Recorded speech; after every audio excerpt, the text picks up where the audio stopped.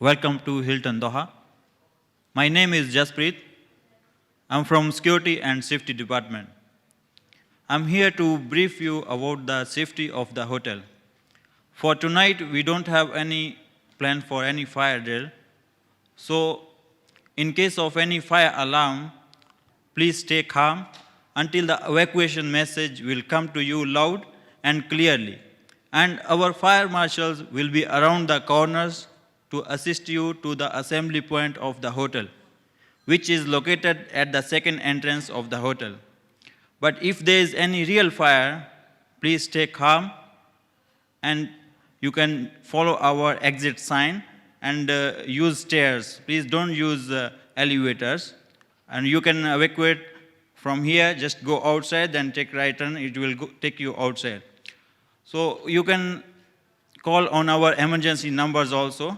Our emergency number is 5000, means 5000. Or you can call our operator by dialing 0 from any nearby table telephone, and someone will assist you in a few seconds. So for my turn is finished. So if you have any question to ask about briefing, about safety or security, please don't hesitate to ask. Is there any question? Is there any question? Thank you so much.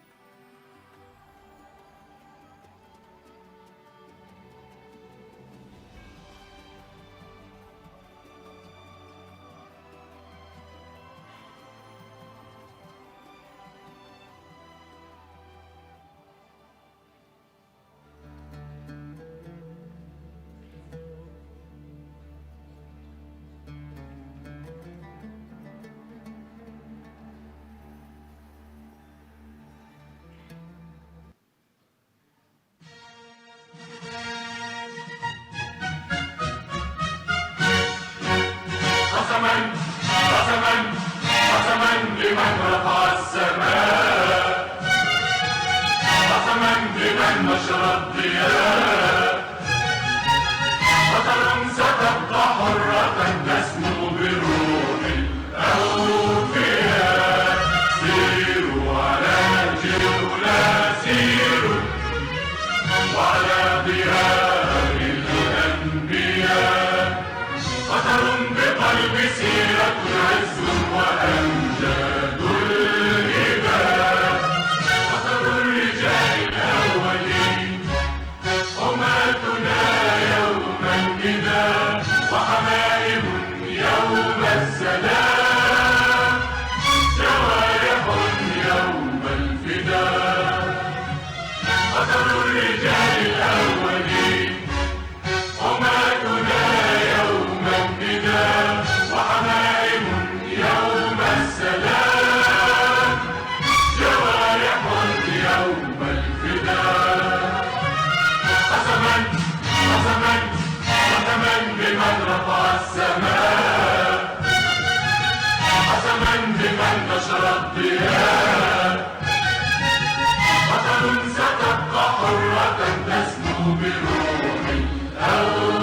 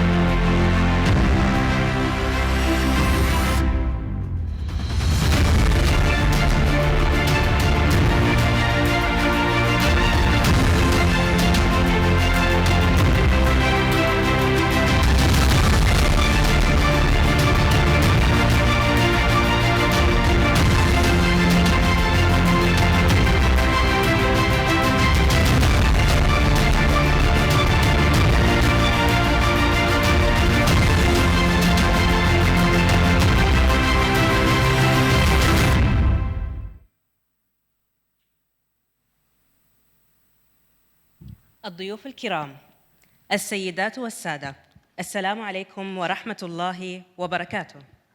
يسعدني ويشرفني أن أرحب بكم اليوم، وأود أن أعرب عن سعادتي بتقديم هذه الفعالية تحت شعار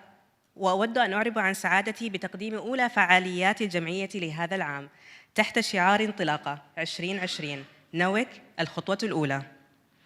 فانطلاقتنا اليوم هي خطوتنا الأولى نحو تحقيق رؤيتنا التي جئنا من أجلها، وهي تمكين المرأة للمساهمة والتأثير في توجهات القطاع البنائي والإنشاء، نظراً للدور الجوهري الذي تقوم به المرأة في هذا المجال الحيوي، والذي لا يمكننا حصره في تخصصات الهندسة فحسب. كما وأن لنا العديد من الأمثلة الناجحة والتي تثبت ولا تشكك في قدرتنا على أن نكون شركاء فاعلين في تنفيذ المشاريع الإنشائية القائمة، فوجب تقديم الدعم والتشجيع اللازمين لمن يعملن في هذا القطاع، كما ووجب تسليط الضوء على الفرص المتاحة لنا لاستقطاب كفاءات لعلها تعتقد أن هذا القطاع ما زال حكراً على الرجال حتى اليوم. نعالج اليوم إحدى أهم المواضيع في قطاع البناء والإنشاء، وهي العقود الإنشائية والنزاعات المترتبة على خرقها، وإدارة الأفراد كمحور آخر، ثم نختم بمهارات من مهارات الحياة. Distinguished guests, NAWIC board members, ladies and gentlemen, it's my pleasure to welcome all of you in our first event of the National Association of Women in Construction under the title Intelaqa 2020, NAWIC the Start. Intelaqa is an Arabic word, means the powerful start. And today, it's our first step towards the powerful start to achieve our vision towards empowering women to contribute and influence the direction in the construction industry. Due to the significant role that women showed decade after decade in this dynamic field. While we already have many successful stories that proves our ability to be great partners in achieving the construction projects, it's become a mandatory need to provide the required support and motivation to females, highlighting all the possibilities and opportunities that are not limited to engineering positions. In this event, we will focus on two significant areas in construction: contracts and disputes, people management, and then we will conclude with a life coach session. السادة الحضور، وقبل أن نبدأ برنامجنا لهذا اليوم، رحبوا معي برئيس الجمعية الوطنية للمرأة في قطاع البناء والإنشاء وأعضاء المجلس لإلقاء الكلمة الافتتاحية. Ladies and gentlemen, before we start, please join me and welcome Engineer Billy Titich, the President of NAWIC Qatar, and the board member to give their message.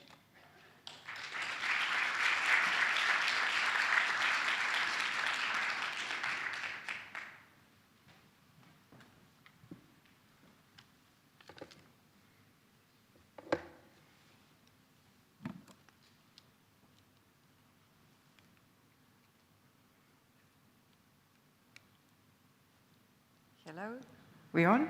Great. Good evening.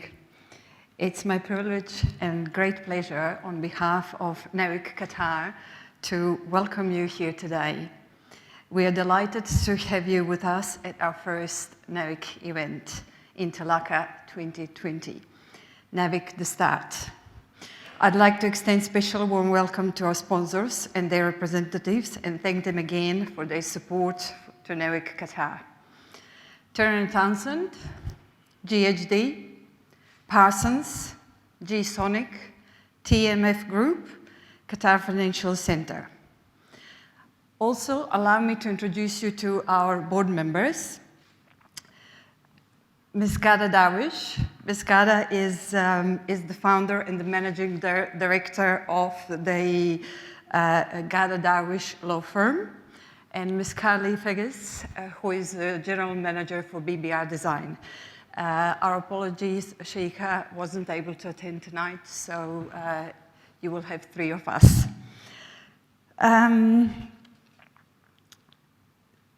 Myself and the board members are dedicated to and passionate to provide and to give back to our professions and to community and to enable and empower women that join the industry or have been in the industry for a wee while. I'd also like to extend our thanks to our wonderful event manager, Amna Mabrouk, who is just amazing in what she does. We are honored tonight to have our speakers here, Ms. Pamela MacDonald, Mr. Ibrahim Al-Sulaiti, and Ms. Marie Quigley. All three are esteemed specialists in their professions and will share with us today their expertise and experience. Ms. Pamela MacDonald will introduce construction contracts and disputes. Mr. Ibrahim Al-Sulaiti will talk to us about people management, and Ms. Marie Quigley will take us through an executive coaching session. Update on NAWIC Qatar. Following our strong launch in November last year, the NAWIC Qatar board has established the blueprint for this year. We are committing to organizing 6 different official events where we will be bringing the industry and global experts, prominent high-profile government and business leaders, and other renowned presenters who will enrich our audience's knowledge, professionals, and personal skills. There will be 2 high-profile construction site visits, where we will interact with the project delivery teams who will share with us their on-the-ground experience and learnings. We will be establishing focus groups that will target a particular expertise and area in the industry, a mentorship and career development program where we will connect qualified candidates with specific mentors. Developing partnering agreements with our sponsors, the industry associations, and the educators to share resources and problem resolutions, which will provide our members with up-to-date and the latest information and opportunities for continuous professional development. We will also be arranging social events to enable members to come along and get to know one another in a less formal setting.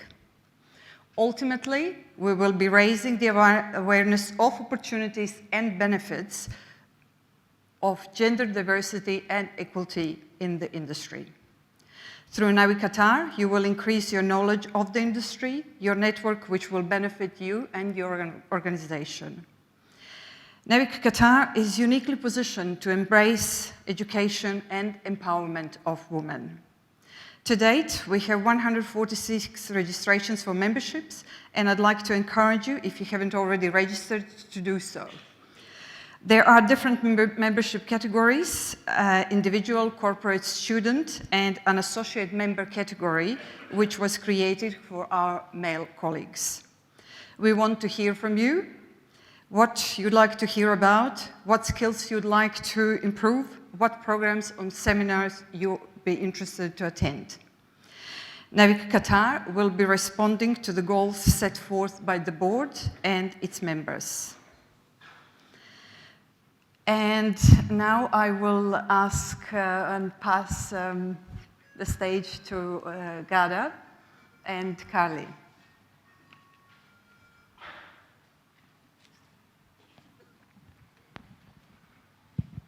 Hello, everyone. This is Dr. Ghada Karban.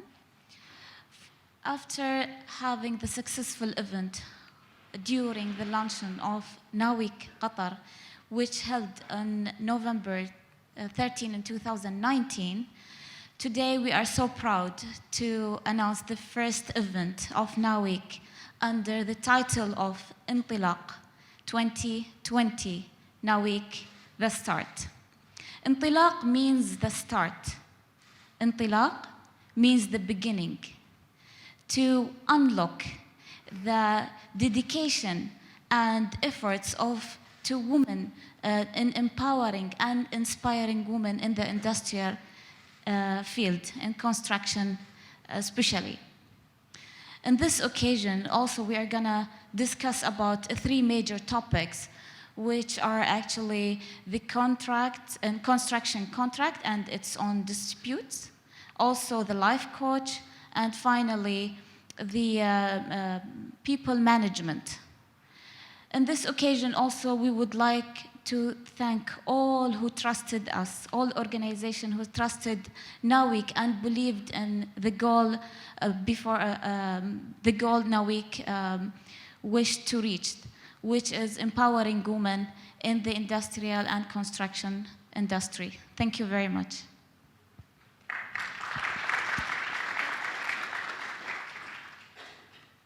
And I would just like to talk about another initiative on the side.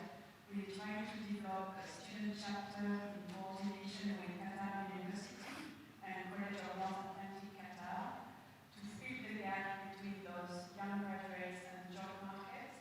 So we want to be the link between those two worlds by providing help regarding CV building, mock interviews. So we welcome members who just graduated to practice with fun their interviews with us, and we'll try to facilitate also internship opportunities among our members and the new graduates. So that's some of the initiatives that you don't see today, but that we're going to work on in the background. Thank you.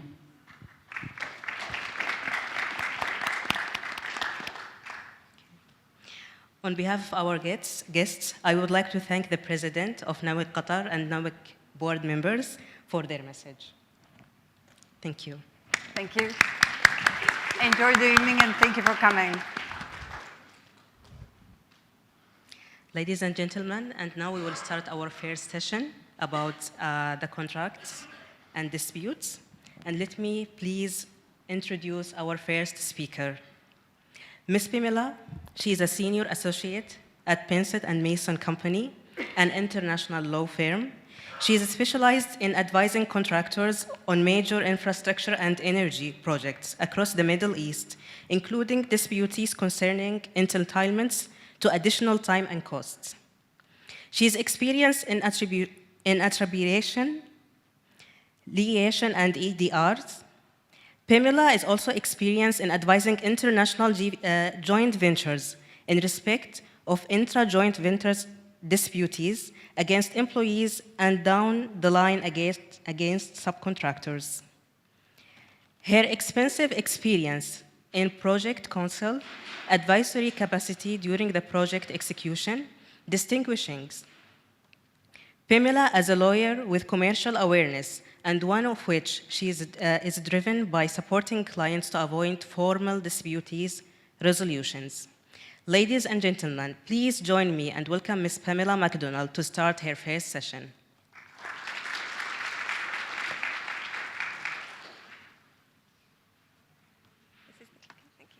Thank you. What an introduction. I hope I live up to it.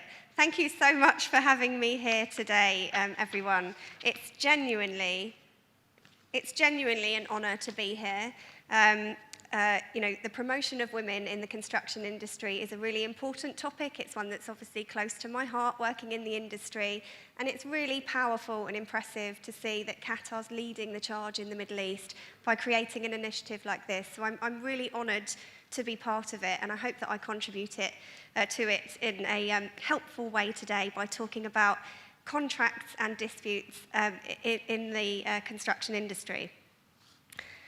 Let me begin, if I may, by talking a little bit about me, about my law firm that I work for. So I work at Pinsent Masons. We're an international law firm headquartered in London with 25 offices across the Middle East, Africa, Asia Pacific, Australia, and Europe.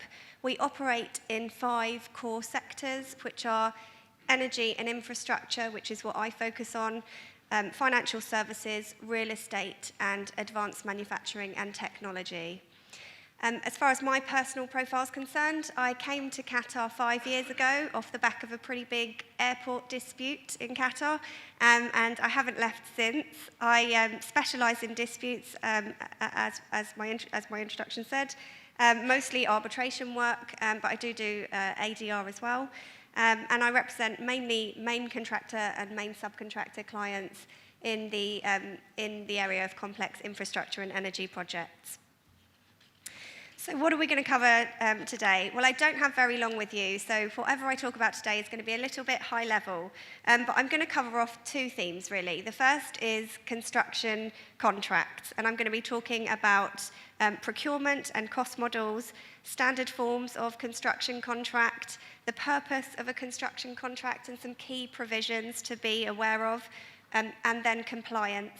And then I'll talk a bit about construction disputes. So we'll talk about common causes of disputes, dispute resolution clauses, and a little bit about litigation and arbitration. As I say, I don't have very long, so it's quite high level, and I will be around at the end if anyone wants to pick up on anything I say, or we can have a bit of a Q&A if there's time. So to kick us off then, before we get into different types of construction contracts, I just wanted to talk a bit about the deal. So whenever I become involved in a construction project, the first thing I try to think about is, what is the foundational basics? What's the procurement model here? What's the cost model? And in Qatar, you tend to come across the same things again and again and again. And globally, you do, actually. But in Europe, there's a lot more variation on this. But in terms of procurement models, the most common that you find in Qatar are, firstly, traditional. So that's construct-only contracts, where the employer has done the design and the contractor's asked to come in and just build the project. Usually they do a little bit of shop drawings, perhaps, at the end of the design. And if you were looking for a contract, a standard form contract, which would enable you to do a traditional procurement model, it would be the FIDIC Red Book. Probably the most popular construction procurement model in Qatar, though, is design and build. So this is where the contractor takes all of the responsibility and risk for production of the design, and that is based on the employer's requirements and the specifications, so it's really important that those documents are drafted right. And then the engineer usually administers that contract. And again, if you were looking for a standard form, it would be the FIDIC Yellow Book for a design and build contract. Something we're seeing a lot more in Qatar now, being incubated by Ashgal, is the use of PPP as a procurement model, public-private partnership. We're yet to see a PPP law approved and made public in Qatar, but I'm told it's imminent. So that's something that we can look out for as a new form of procurement model that makes all of the lawyers very excited. Cost models then. The two that you come across most commonly in Qatar is lump sum, so that's where there's a single price for the entire works. That's a traditional way of letting projects onto the market. The contractor needs a lot of information to accurately price that lump sum, and they take the risk of getting it wrong, of course, if they don't ask the right questions at the tender stage. You also come across remeasurement contracts, although not as commonly. This is where the contractor's paid for the works that it carries out using agreed rates, which are in a bill of quants. There's an agreement as to the basis on how the works will be valued. So those are the kind of foundational basics that you should figure out when you become involved in a project. And then you might be asking yourself, what was the contract based on? And there's many, many different types of standard form construction contracts in the world, but three that you come across quite often are JCT, FIDIC, and NEC. And I think it's fair to say that FIDIC-based contracts are the most prevalent in the Middle East. FIDIC was updated in 2017, but what you tend to see in the Middle East is gravitation still towards the 1999 suite of contracts. And whilst it's the bedrock of the contracts in Qatar, the general conditions are often amended using a set of what we call particular conditions. And what happens in Qatar is the particular conditions are often used to introduce significant risk adjustment. So the standard FIDIC risk allocation is altered by the particular conditions. It's not just limited to project-specific amendments. And there's a kind of wholesale risk transfer happens when they do that. The risk is transferred almost entirely from the employer to the contractor. So you've got a kind of FIDIC-badged contract, but effectively it is bespoke. That's not necessarily a standard or even a sensible approach, but it is the approach, and Qatar's construction market is competitive, so you often don't even see contractors entering to negotiations or talking about having the general terms and conditions amended. It's a kind of take it or leave it approach on the contract under the Q companies. I had a lot of fun making this slide. You wouldn't believe what comes up when you put into Google construction contracts gone wrong. But I wanted to put this up to explain that, talking about the purpose of a construction contract, the local law will provide you with basic concepts. So we've got the Qatar law at our back always, but specific rights and duties which you put into a contract will override the local law principles unless those local law principles are mandatory, and I'll come on to talk about that a bit more in a minute. So I've tried to define on this slide here what the purpose is of a construction contract, and I've summarised it as a contract provides the rights and obligations, terms and conditions which govern and bind the relationship between the parties. And it's complicated. Construction projects are really quite complicated. So if you take a look at the first photo that I've put up on that slide, which is really the only serious photo on the slide, it's an aerial view of a stadium. And you can just imagine the number of interfacing parties on a project like that, the number of subcontracts and supply agreements, the things like planning regulations which will come into play, utility connections, and what can go wrong. And that's why we have construction contracts. And as you see, it can go wrong. It does go wrong. Either the contract specifications are wrong, the designer's got something wrong, or the architect, or the contractor themselves, or someone in their supply chain. So the contract steps in at that moment in time, and it tells you how to apportion blame between the parties, and who's entitled to what and who's done what wrong, and how the risk is allocated in these situations. So key provisions then. Well, all of the provisions are important, but what you tend to gravitate towards is really key provisions. I've tried to summarise on the slide there. Firstly, price. I've already talked a bit about cost models. The Qatar law does require the courts to apply the parties' agreement on payment. So the price mechanism will need to deal with the terms of payment and the timing and what happens in the event of non-payment. Unfortunately, inability or refusal to honour a payment obligation is part of business life in Qatar. We come across that again and again. And there are certain routine inquiries that you can make to unearth quite valuable information about the clients and the customers that you're entering into relationships with. But really, your best form of insurance is a very well-worded contract that handles all of the different scenarios that you might come across in terms of refusal to honour payments. Time is something that's important as well, the time provision and mechanism, and that's because, delay is something that happens on every construction project. No matter how well you perform, it does happen sometimes. That's why we put float into the programme. Usually in Qatar, what you see is most of the FIDIC provisions, which govern time and extension of time, are removed, and the contractor has got quite limited grounds on which to apply for extensions of time.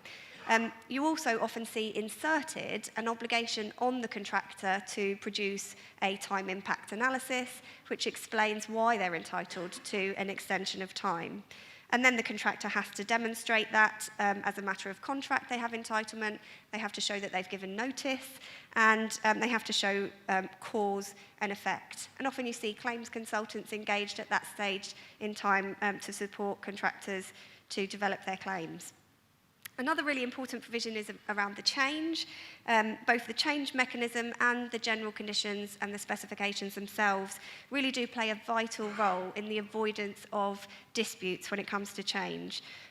Usually the contractor will give the employer the right to vary, and the contractor will have to carry out the variation that's been instructed. And then the engineer will determine time and cost impact. And lots can go wrong for the contractor in that process, and I'll come on to talk about change in a bit more context in a moment. Finally, I just wanted to mention governing law. In Qatar, whether it's a public-private contract, so a contract between a public entity and a private one, or even two private entities, invariably, you will see that Qatar law is the governing law of the contract. I've never come across a contract that doesn't have Qatar law that's a domestic project here. And that means that some mandatory obligations are implied into the contract. Whether you like it or not, they are in there because you've used a Qatar governing law provision. So it's important to know about those at the tender stage so that you can price accurately and be aware of the kind of landscape that you're operating within. So, for example, in Qatar, under the Civil Code, liquidated damages can be adjusted downwards. There's a mandatory obligation called decennial liability, which keeps the contractor on the hook for 10 years after the project's finished in the event of there being an issue as to the safety and structural defects on the building. And then there's, of course, the good faith obligation, which we like talking about, and it can be a bit woolly in terms of what it actually means, but it is a mandatory obligation. You have to perform your obligations in a manner which is consistent with good faith, and it's important to understand really what that means when you're tendering at the outset. So it might sound obvious, teaching grannies to suck eggs, as they say, but it's worth reiterating, what we already know, which is that, in executing a contract, why is compliance important? Well, firstly, there's a financial reason why it's important, because if you breach the contract, the other party is entitled to damages, as long as they can show that it flows from the breach. So there's a good financial reason to comply. Reputation is also another really important reason. Neither party wants to get a bad name for themselves in the market, whether they're a public entity, or a Q company here, or a private entity, local or international. Reputation will be really important to them, so compliance is important for that reason. And similarly, because relationships matter. Often in the construction industry, you see the same entities entering into contracts with each other on different projects around the world, again and again and again. And that repeat business is important. It generates trust between the two parties, and trust can be valuable. It can be used as leverage, both at the tender stage, when you're trying to price and negotiate, and at the closeout of the project, when you're trying to negotiate settlement agreements to disputes that might have arisen. So the risk of the relationship breaking down is something that you obviously want to avoid. So I want to talk a little bit now about a common cause of dispute, which is change. So just by definition, a variation is a change to the original scope of works as set out in the employer's requirements or the specification. And it can be introduced in one of three ways: an engineer's instruction, an engineer's request for a proposal, or a contractor's proposal which provides some sort of common benefit for the project, reducing time and cost. But what happens often is, and this is where disputes arise, you get change by stealth. So we call it variation by stealth.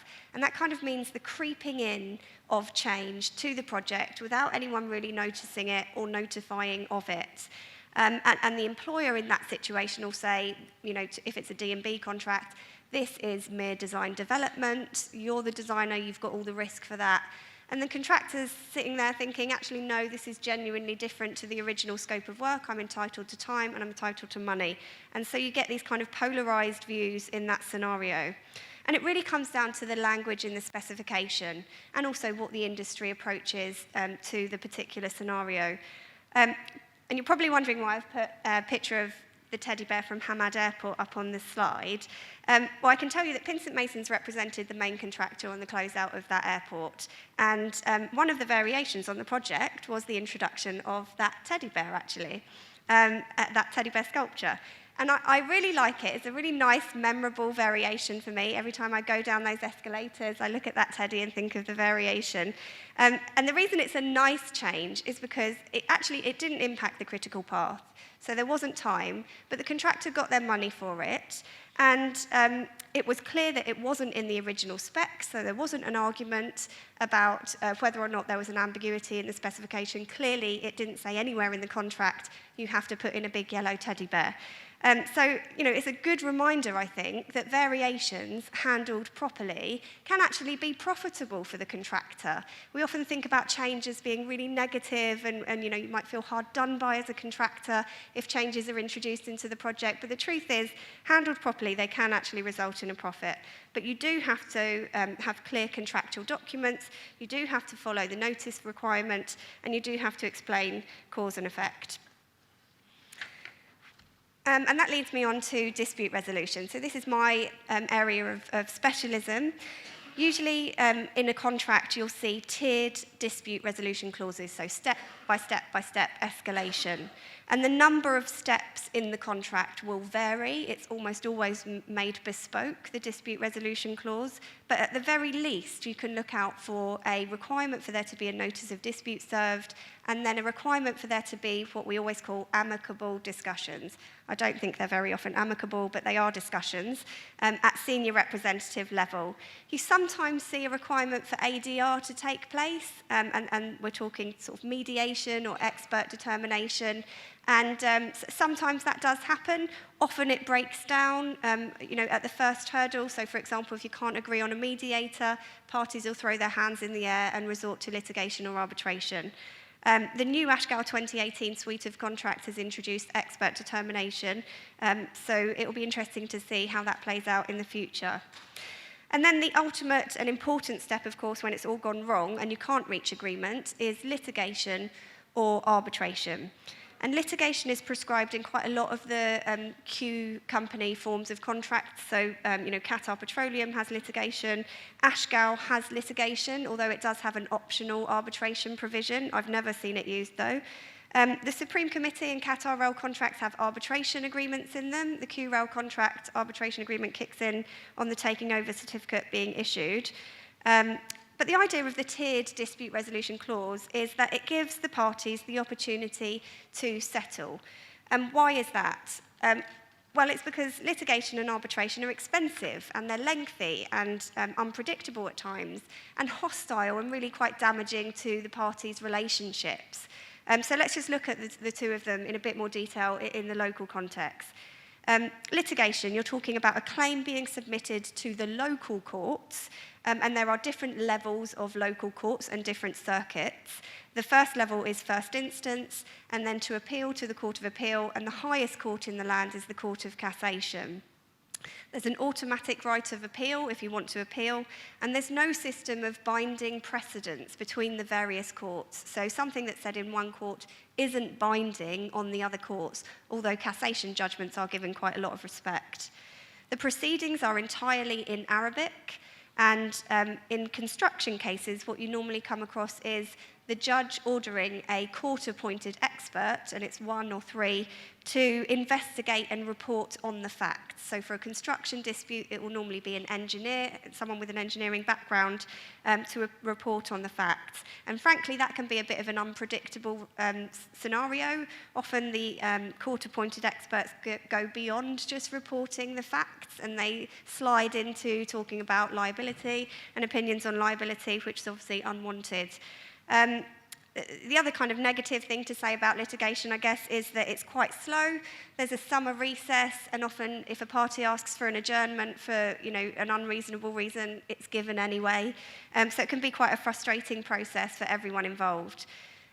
If you were thinking about possible solutions to that, you might be gravitating towards the Qatar International Court, the QIC-DRC. That is an English language court, and the procedures are based on the common law. It's much faster than the local courts, and the judges are senior international judges with common law backgrounds. Looking at arbitration then, on the other side, this is a method of private, binding, enforceable dispute resolution which can be chosen by the parties as an alternative to litigation if you put an arbitration agreement in the contract.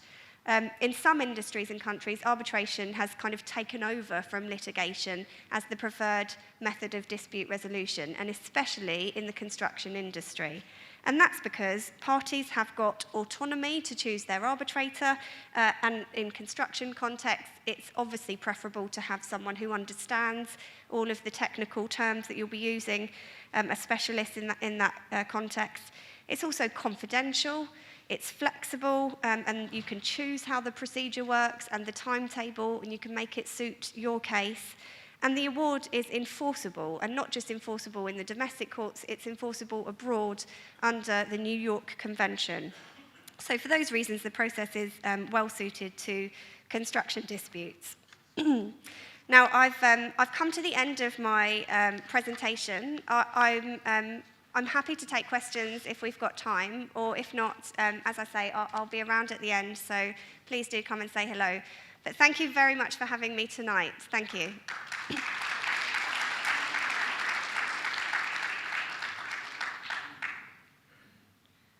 Does anyone have any questions, or shall I leave the stage left?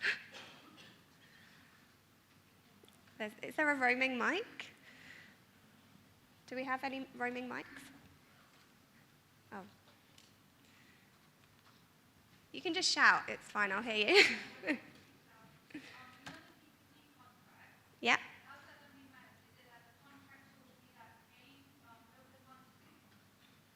Good question. So just if you didn't hear, the question is, how will the PPP procurement model work, and how will people be paid, presumably? It's different for every project. So if you take the schools project, there's a package of 45 schools being let by Ashgal, in different packages, not all at once, thank God. But the first package is 12, I think. And unlike the UK approach to school PPPs, which is where the contractor who's built the school gets paid based on the number of students attending it, in Qatar, I believe it's right, though I haven't seen the request for proposal, that the payment will be based on the O&M of the school, so operation and maintenance based. Another example, and this is one that lawyers love talking about at the moment, you'll have heard of Shark Crossing, which involves, I think, 2 oversea bridges and 3 subsea tunnels. In the UK, again, or in Europe, when you get road projects, the finances are kind of generated from tolls. And so a lot of us have been saying, well, is there enough traffic actually to generate enough money off of a toll on something like the Shark Crossing to pay back the contractor, because it's a really expensive project? Probably not, so it will end up being a kind of quasi-PPP model. And it'll be really interesting to see how that is let onto the market, because that's quite innovative what they're going to have to do there. But as I said, they haven't released the PPP law yet, and so some of that might be restricted by what they say that the procurement model can be in the PPP law. Did that help? Yeah? Okay. Any more questions? Yep. This is about dispute resolution. Just in case one scenario, one case is in the middle of litigation or either arbitration, and then it was decided that it will be transferred to either from litigation go to arbitration or otherwise. Is that possible? Not really, to be honest. And the reason is, if you've got an arbitration clause in the contract and you or the other side submits a claim to the local courts, if the other party doesn't object, then the courts take jurisdiction and the arbitration clause in the contract falls away. So you couldn't then transfer to arbitration unless the judge and the parties agreed to submit to arbitration. But when you're in a polarised, entrenched litigation case, it's really hard to get parties to agree. So it'd be highly unusual for that scenario to happen. If you were in the middle of an arbitration and you wanted to start litigation instead, again, the parties would have to agree because you would have had to have an arbitration clause in the contract in order to start the arbitration in the first place. But arbitration is a consensual process and both parties have to agree to it. If you're in the middle of the arbitration and one party says, no, I want to keep going with the arbitration, you can't start a litigation. But if both parties agree to start litigation, then you could, in theory, although I can't think of a single reason why you would ever do that. Just a follow-up question. How about, what if we move forward, I mean, we transfer to another form of dispute resolution, like from litigation to arbitration or arbitration to litigation? How about the evidence used on the previous dispute resolution? Can we still use that when we transfer to another form of dispute resolution? It depends on what confidentiality obligations there are in the contract and in, if it's an arbitration transferring to litigation, in the terms of reference of the arbitration. So normally in the terms of reference you would include a confidentiality agreement so that any documents produced in preparation of the arbitration and the award itself is confidential. But again, that's for the parties to agree between themselves. It's quite difficult to give an answer to that without context, but maybe we can pick that up afterwards. It sounds like a real-life scenario. No, it's not. Does anyone else have any questions? Oh, yeah. Might be harmful for lawyers and legal consultants. My question, what do you think the effective means to avoid claims? Sorry, one more time. What does it mean to... Avoid claims and disputes. What can parties do to avoid claims and disputes? Well, you know, as a lawyer... Effectively avoid claims and disputes. You know, right from the outset, and I'm not just saying this because I'm a lawyer, but you genuinely should have, you know, legal counsel, whether that is in-house or external lawyers. I'm not plugging myself here. I don't actually specialise in front end. I do dispute work. But when you have legal advice from the start, the risk allocation in the contract is not necessarily fair, but at least understood. And you can put in place, you know, risk registers, all of the type of NEC collaborative mechanisms, early warning systems that mean that you don't get the kind of snowballing effect of claims that we see in Qatar. What we have here is huge, complex infrastructure projects being let in procurement contracts which are really one-sided, really employer-friendly. Contractors who are nervous to make claims because they want more business out of the country, and so they get to the end of the project and suddenly realise that they've not realised, but suddenly have, you know, astronomically sized claims, and you're either going to, you know, pursue it in litigation or arbitration, or you know, let it slide in the hope that you'll pre-qualify for the next project. And it's not a satisfactory way of, you know, operating an infrastructure sector, frankly. The kind of European approach is modernising much more, as I say, towards the NEC collaboration approach, and so that would be how I would suggest that the you know, the claims industry can become a little bit more effective. Does that help? Any more questions? There's one there. Yeah. How do overseas investors get confidence in investing in the market when their return on investment is suspect?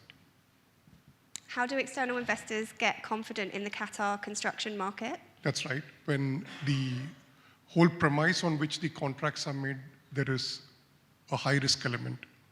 A high risk element. I guess, entering into the contract with open eyes is the idea behind, getting rid of the risk. It's okay to take risk as long as you know what risks you're taking and as long as you price for it. So, doing due diligence is important here. Having local connections is important in this country who understand how long it takes to get Karama approval and QCD approval. Often international investors in Qatar don't necessarily, or they might know it roughly, but they don't actually know how long it takes in this country to do that sort of thing. And so immediately they get into delay and have all of these problems and tensions arise. So, due diligence and local connections, I'd say, are probably one of the best ways to offset that kind of risk.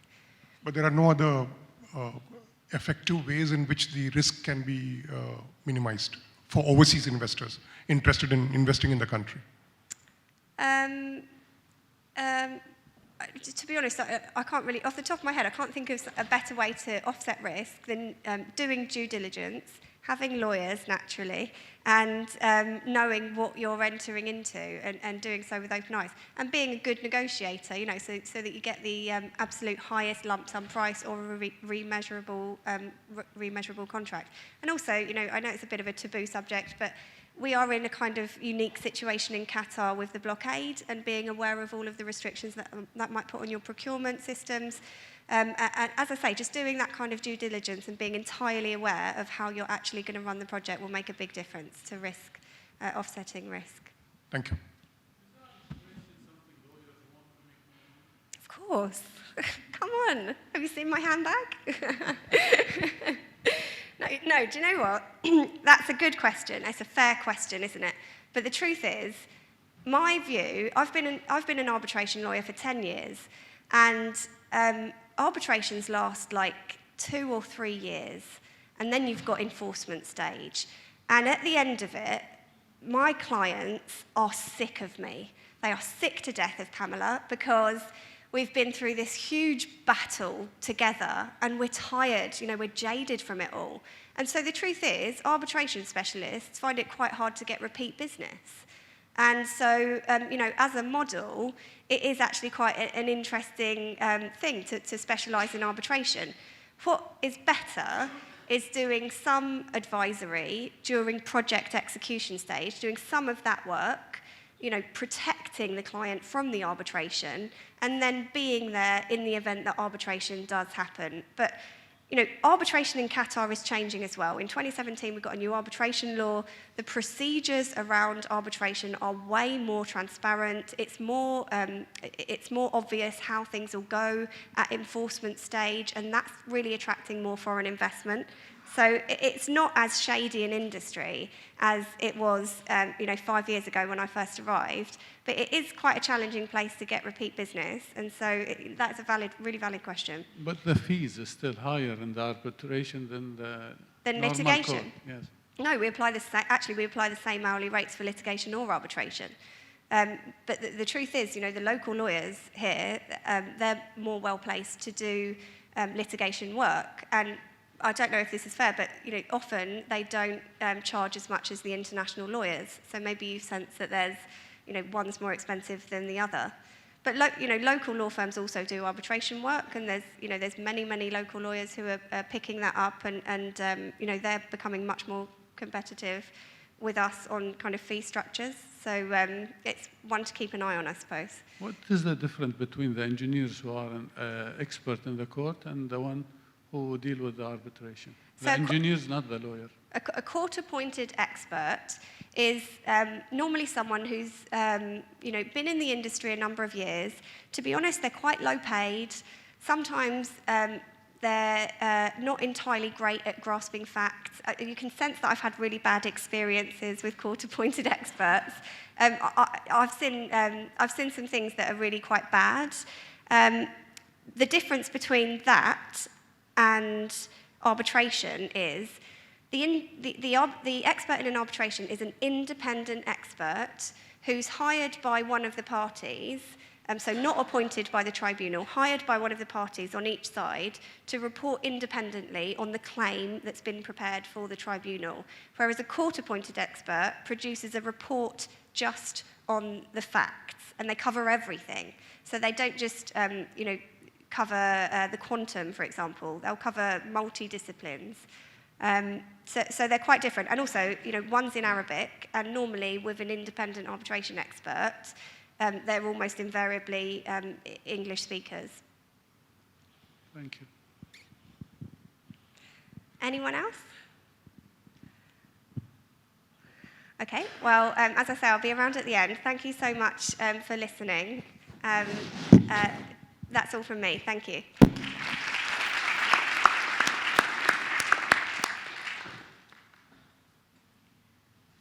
On behalf of our guests, I would like to thank Ms. Pamela MacDonald for her excellent session and as well the great discussion.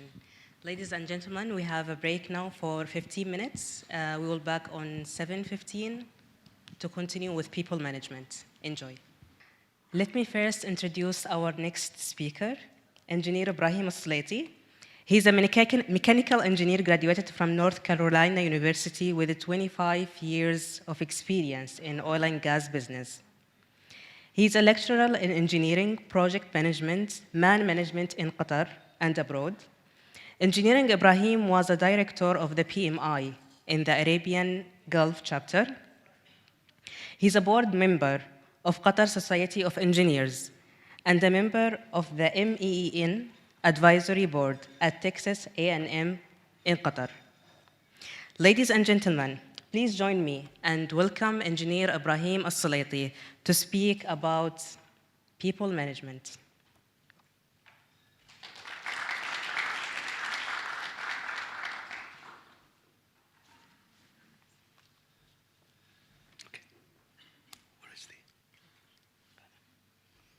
Assalamu alaikum. Thank you for a good introduction. I wouldn't have done it. You did it better than me.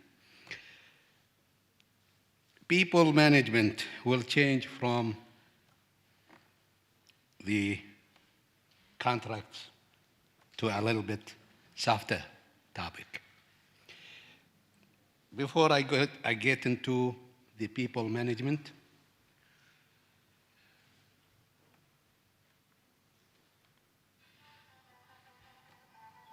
oh, come on.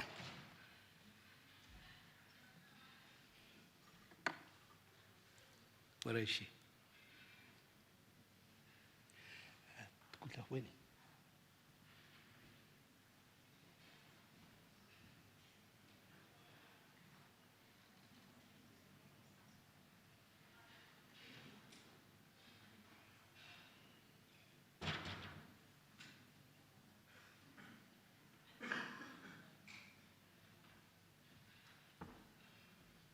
That's definitely not my presentation.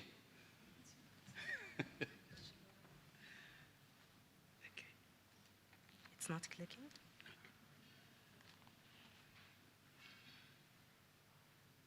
Okay, which one is? This one? Okay, it's better now.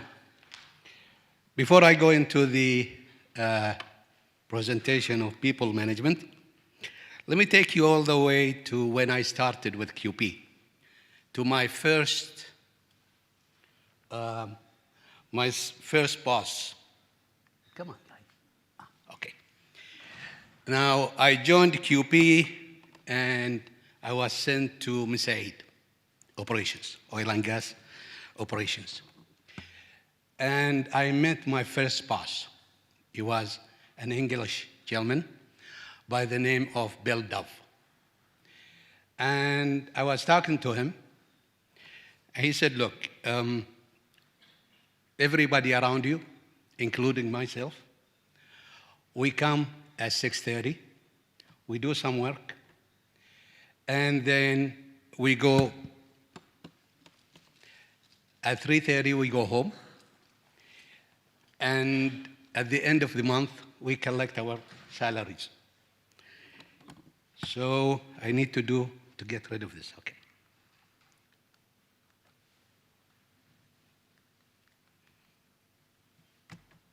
Okay. He said, we as managers and supervisors, we do three things. First, we keep our teams focused. Second, we bring the best in them, bring out the best in them. And third, we get the extra miles. Everybody does the work.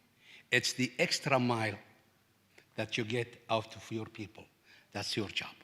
So that's what we do as supervisors and managers. And now let's go to the people management. People management starts at recruitment. You select a guy, you hire him, and then you take him into your organization, and then you direct him. You tell him what the do's and don'ts, who you are, what you do, how you do things, standards, and everything, procedures, and all that. That's what you do.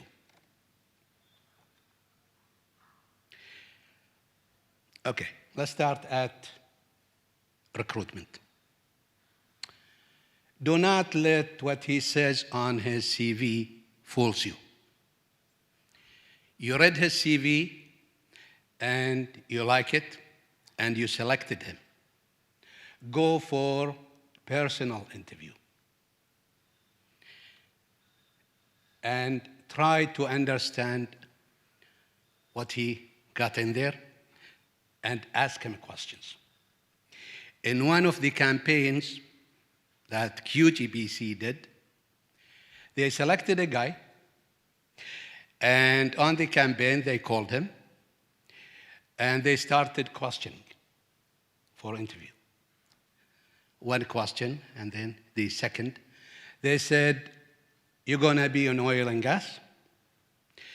Do you know what a Christmas tree on a wellhead look like? He said, of course. They said, can you draw it? He said, of course. Okay, draw it.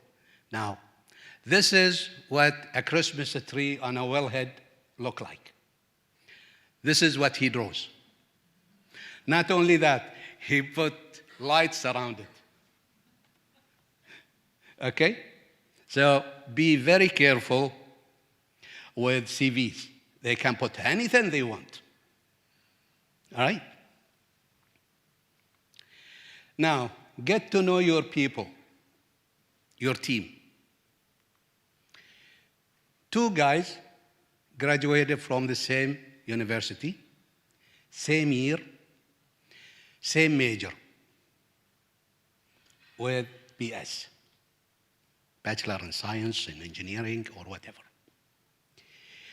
The first one, you will see, he looks at more than one problem areas from a distance.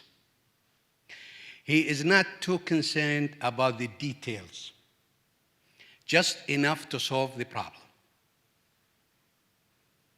The second one, he likes to look at one problem area at a time, goes really deep in details, and gives you the answer.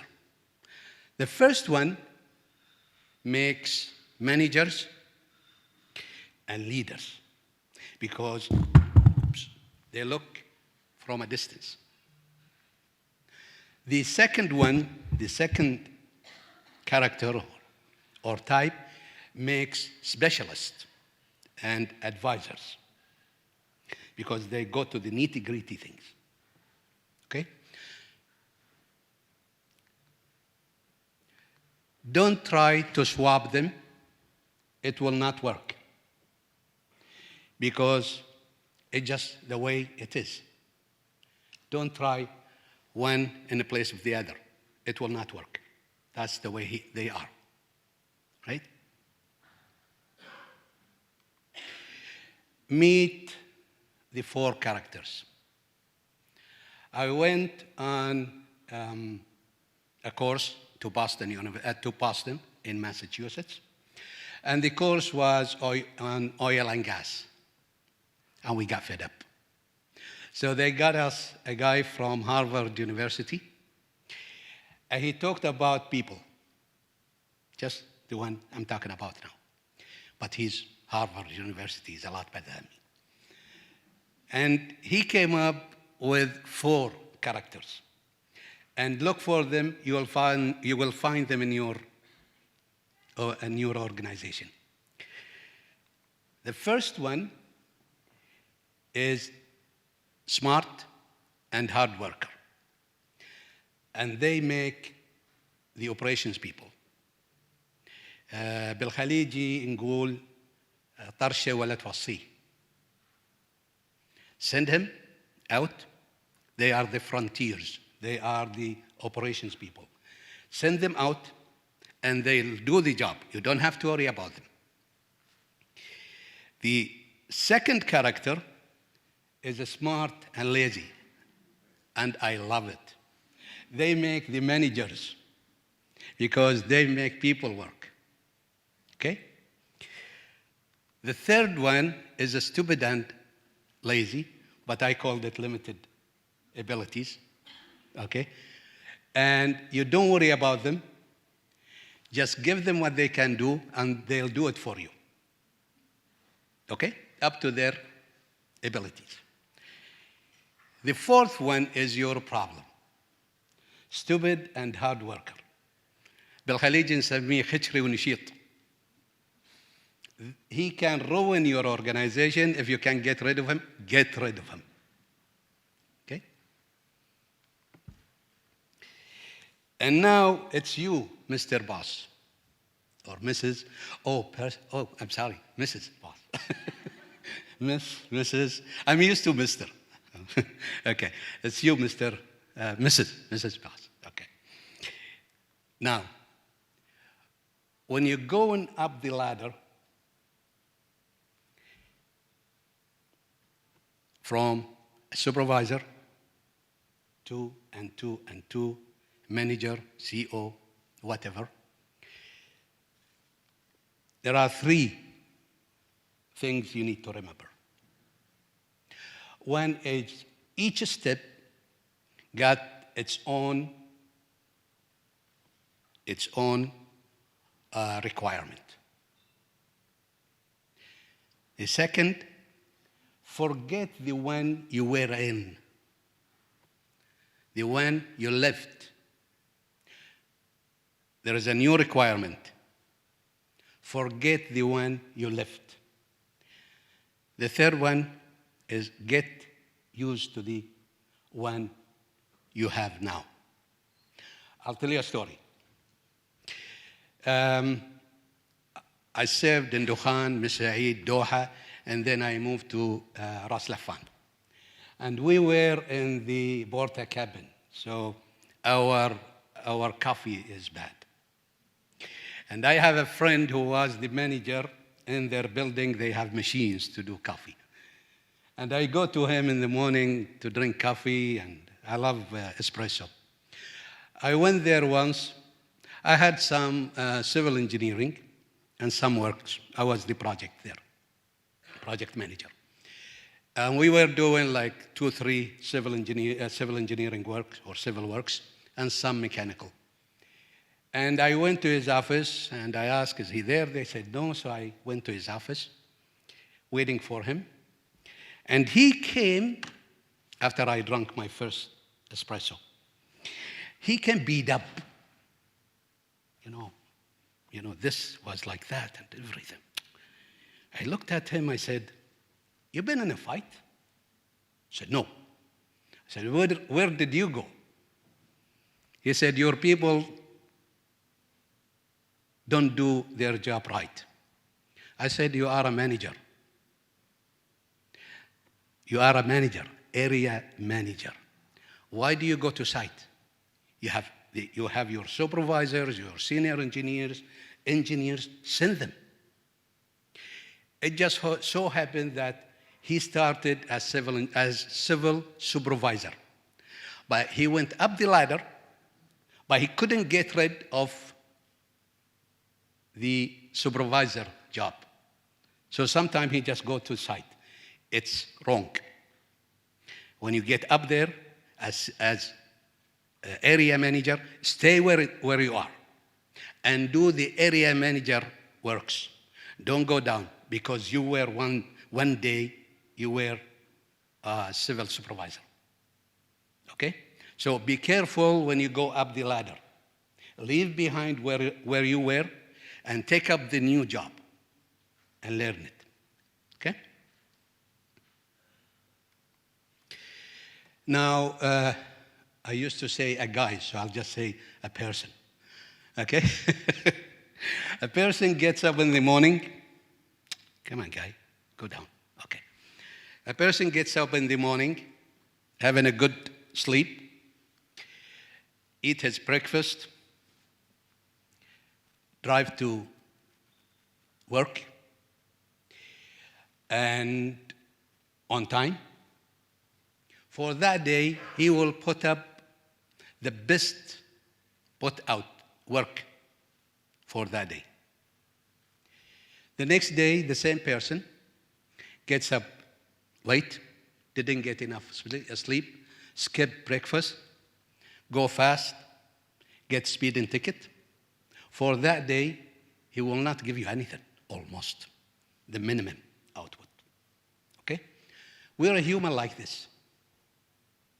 But your laptop, you can work it in the morning, in the afternoon, night, midnight, and it will give you the same result every time you work it, because they are machine.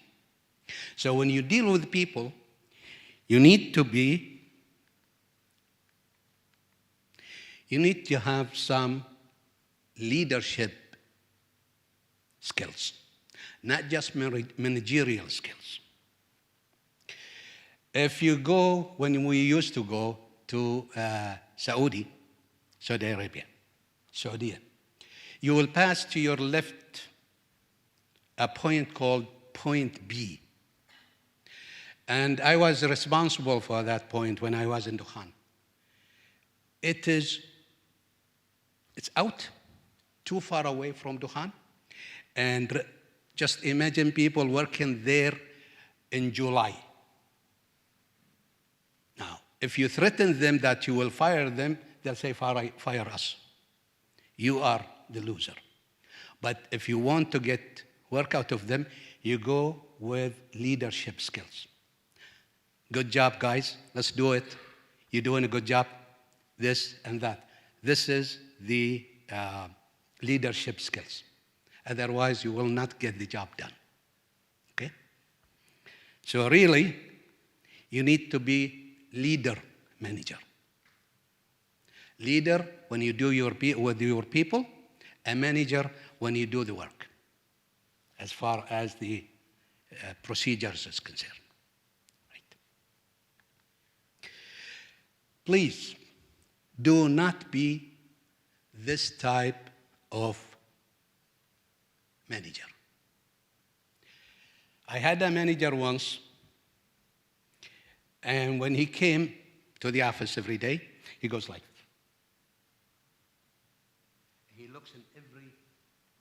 he looks in every room. This guy is drinking tea.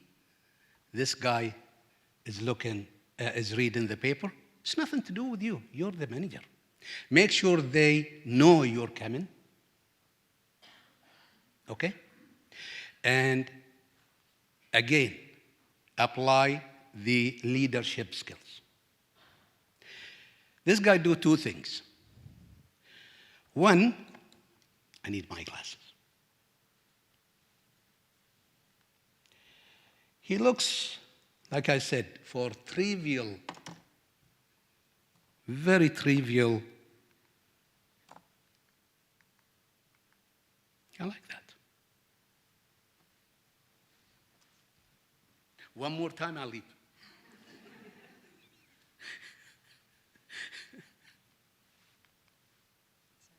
Okay. I'm going to charge you for this.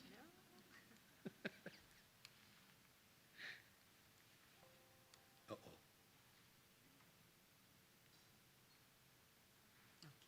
Okay? Thank God. Okay. They look for things very trivial and make big thing out of it. You know, why is he reading the paper now? It's nothing to do with you. Why is he drinking tea?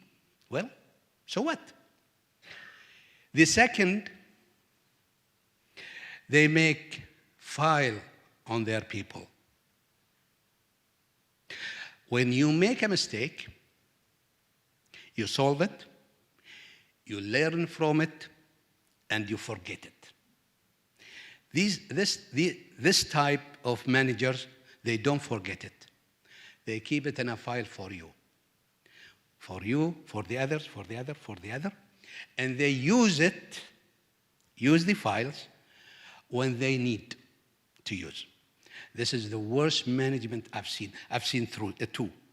Don't tell me they don't exist. I've seen them. Don't be like that because it's sickening, really. Okay? Okay, the mix. You have multinationalities in your organization, different ages, experience, and culture and religion. And your experience is very vital when you have to do this, when you have to deal with them.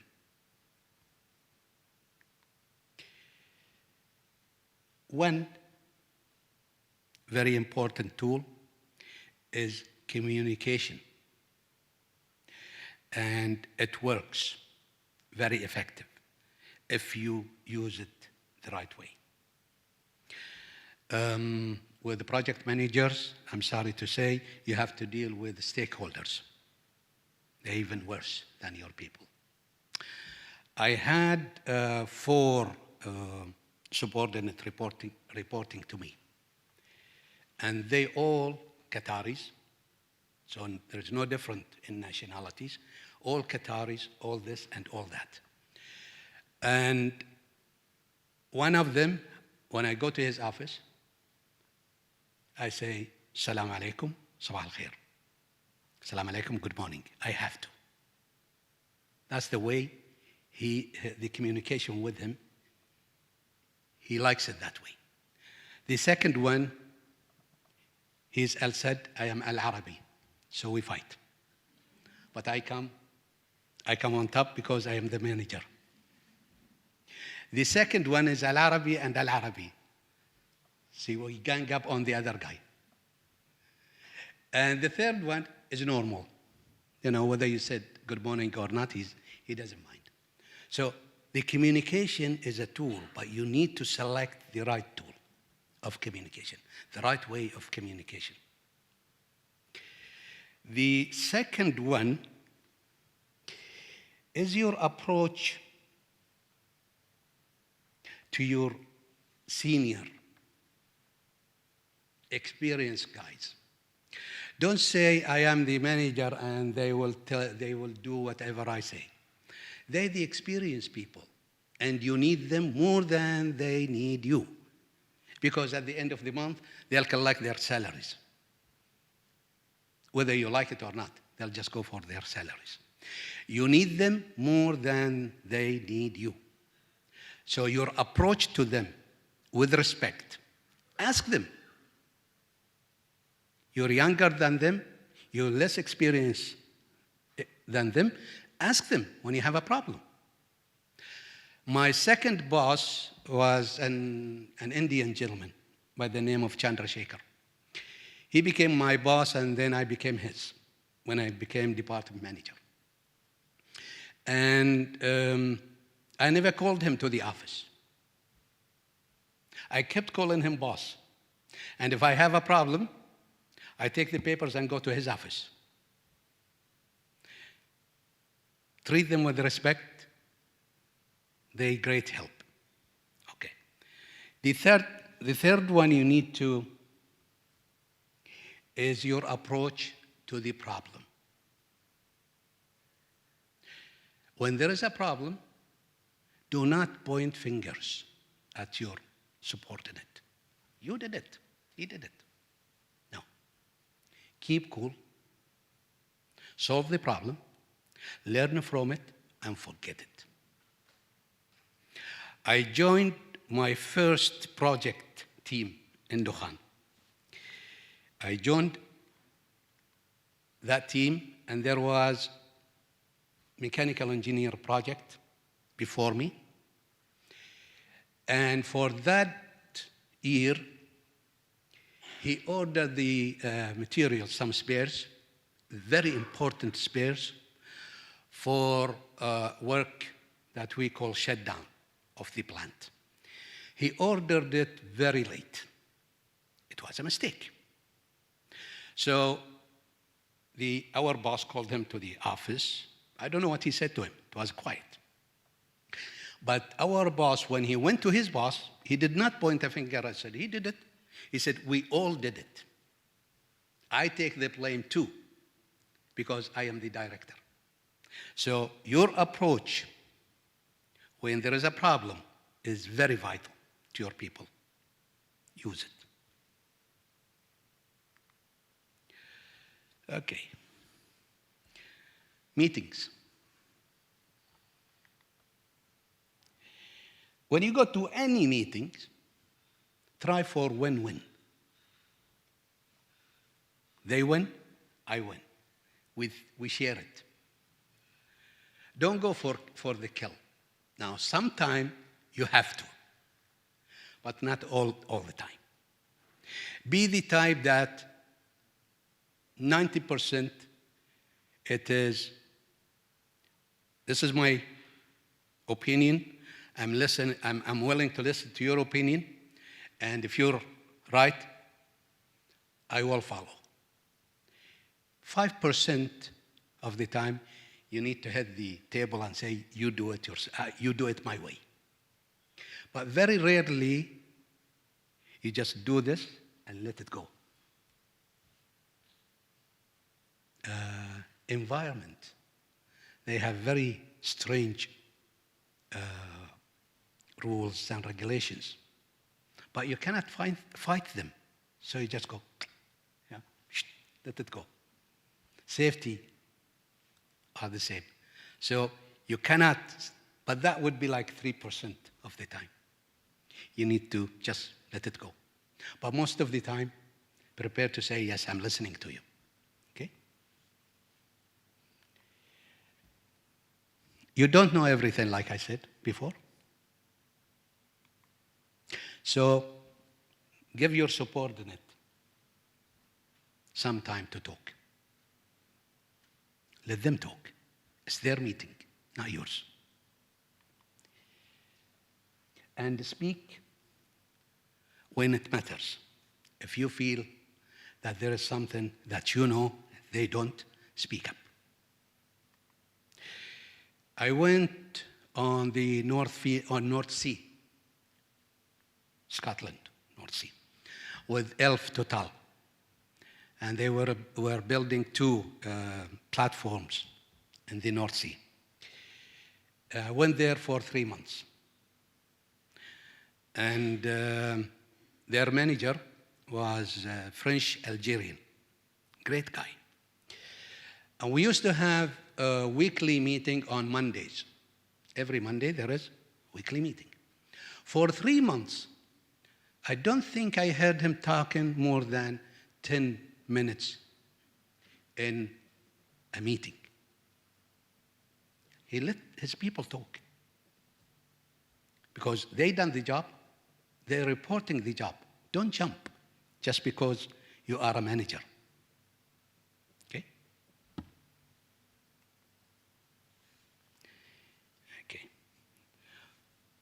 What if you have a problem that you need to solve? And the problem I'm talking about is not the day-to-day problem, because you can solve it. I'm talking about a perishable problem. One method that I used was a brainstorming session. It is really a collective approach to the problem. And when you do it, you become a facilitator, not a manager. And I'll come to that in a minute. You don't impose your opinion on the team. You let them talk. In Mesaid, I was responsible for a plant. We call them NGL plant, NGL 1 and 2 and 3. And we had a big work called shutdown. And shutdown is tied up to a starting. If you miss the startup of the plant again, on that day, Qatar loses money, because that's where the export starts. So it is that important. Our report goes all the way up, okay? And we had a problem with a vessel called V2003. Vessel means it's not ambient temperature. It has a pressure inside it. We tried to open it, but before you open it, you need to drain it. And the drain will not open, choked. So we had a problem. So what I did, I done the brainstorming session. I brought the maintainer, who was us, the operator, sharing the work, the contractor, and the fire and safety and security, and even the doctor, medical. Got them in the office. I became a facilitator. I built up on what they said. I did not impose my opinion. I said, I don't know, you tell me. And they started talking, and I built up. And at the end, we came up with scope of work for how to do it. The contractor, I got the contractor in, because he knows his job. The next day, we opened it. So very, very good tool is brainstorming.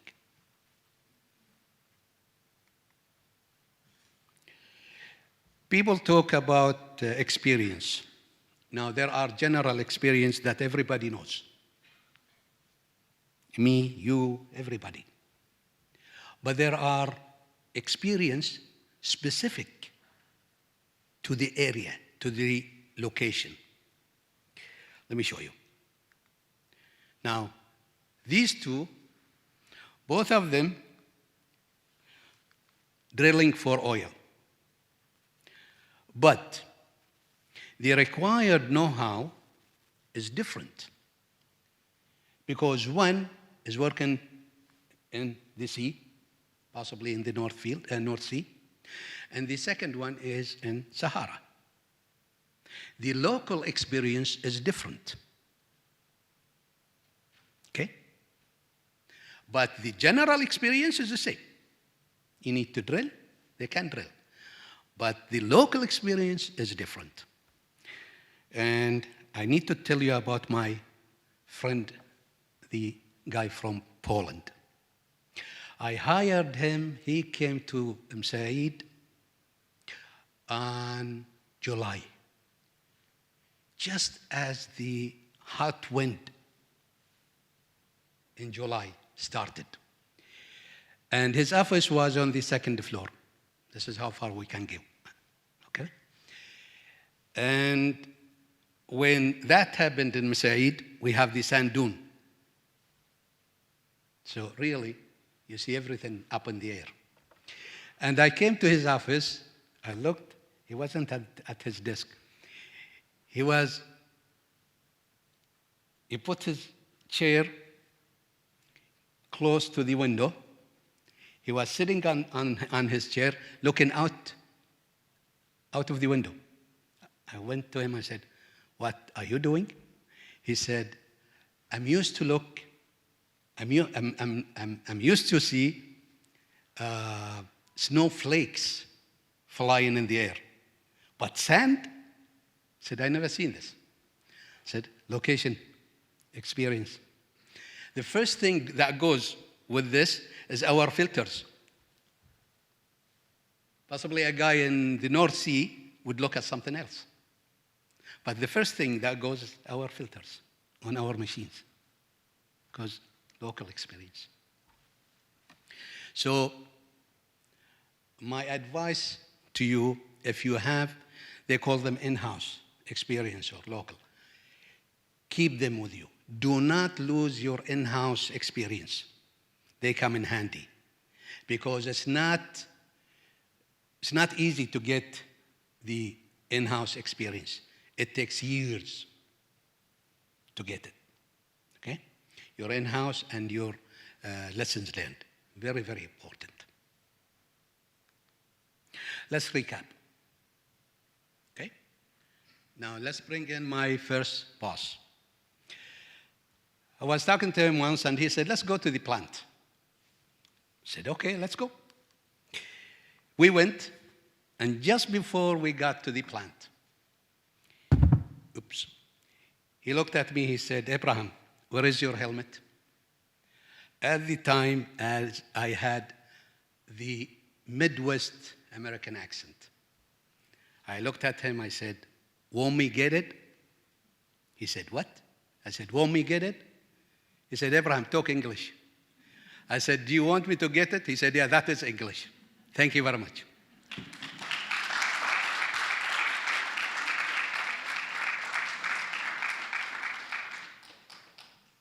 What? I don't think they have questions. Thank you. Okay, you can ask if you want.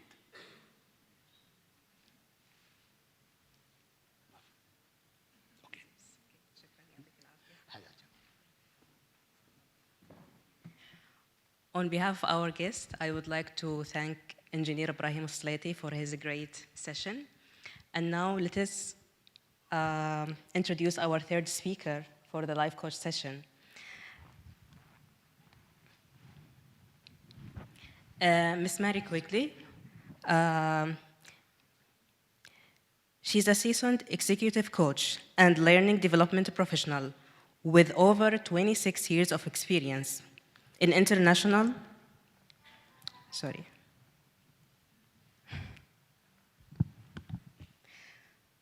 with international experience in coaching and training implementation within multinational environments. She has proven a record of development, ongoing performance growth, and strategies for multinational companies in a challenging and varied geographical areas.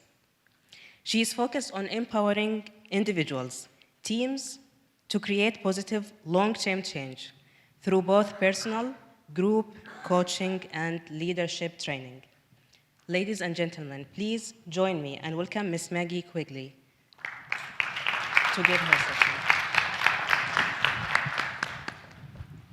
Thank you. Lovely to see you all. I'm looking forward to hearing from you tonight. Is there a clicker? Yes. Yeah. Super.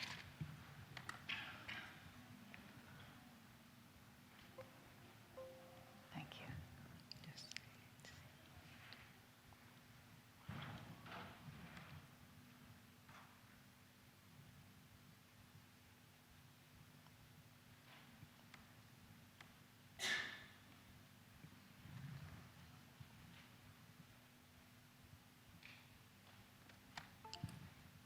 Sorry for that. Well, actually, let's just begin while you work on that. Is that okay? Thank you. Good evening. You stayed. I was afraid when I first came in that you might have gone before I got on stage. So thank you, first of all, for staying. What is authentic leadership, which is what I'm here to talk about tonight? Well, I think we've seen, definitely from my perspective, two people who were on the stage. I missed the first start of the session, but I came in when Pamela was speaking, and I stayed when Mr. Ibrahim was speaking. And they modeled what authentic leadership is. Pamela was clear and concise, effective and communicative. She spoke clearly and knowledgeable. Mr. Ibrahim spoke to you, connected to you, shared his heart with you, shared stories that touched you, made you laugh, and also was relaxed and kind of made himself one of us. And that is what authentic leadership is. Authentic leaders connect, talk clearly, and communicate effectively. So what I'd like you to do now is stand up, because you've been sitting for a while, and go and find somebody you haven't met yet. Get into pairs.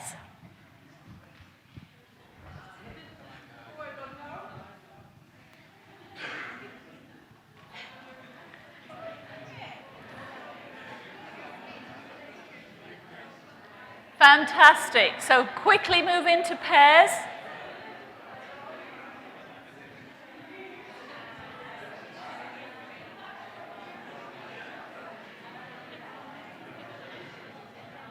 Everybody in pairs? One of you in the pair, raise your hand. Just one of you, raise your hand. And point to the other person and say, "You're person A." Okay. So person A.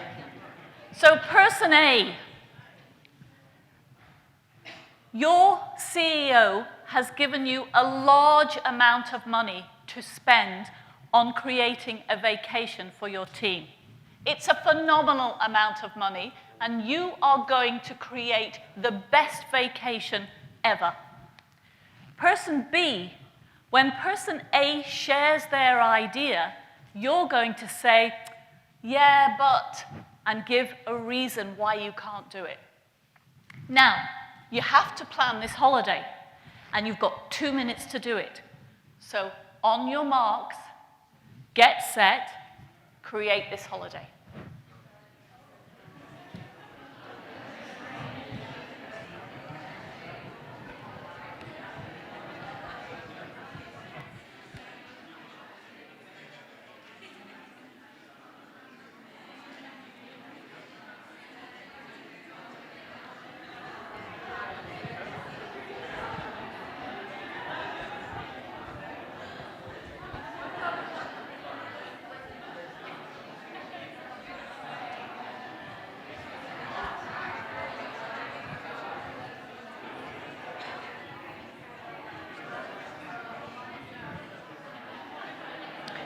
Don't forget to say yes, but.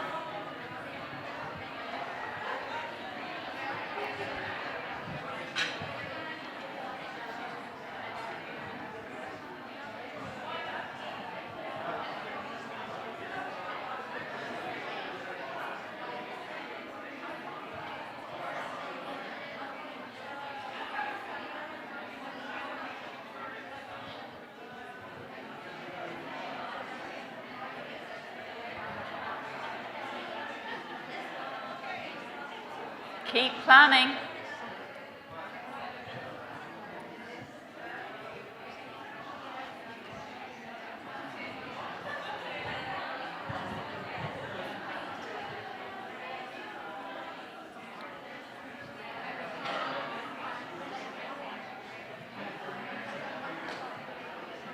And stop where you are.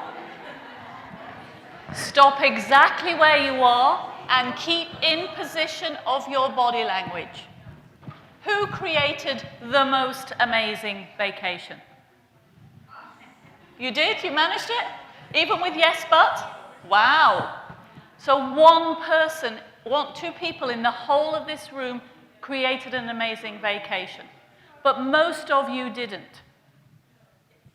And that was the purpose. What was it like for you to hear yes, but and say yes, but in the creation of your idea? What was it like? Frustrating?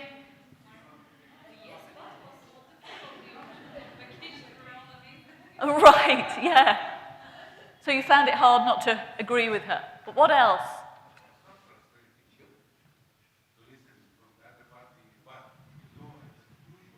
Usually we have to listen to the other party reasons and respect it and try to. Yes.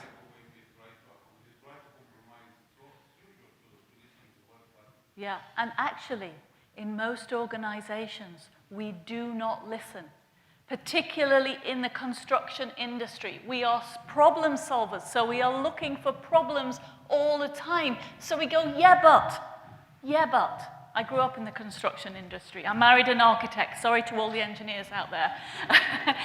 But this is my life of working, and most of my executive coaching clients work in the construction industry. You are used to solving problems by finding other problems. And what happens to the communication when you yes but each other?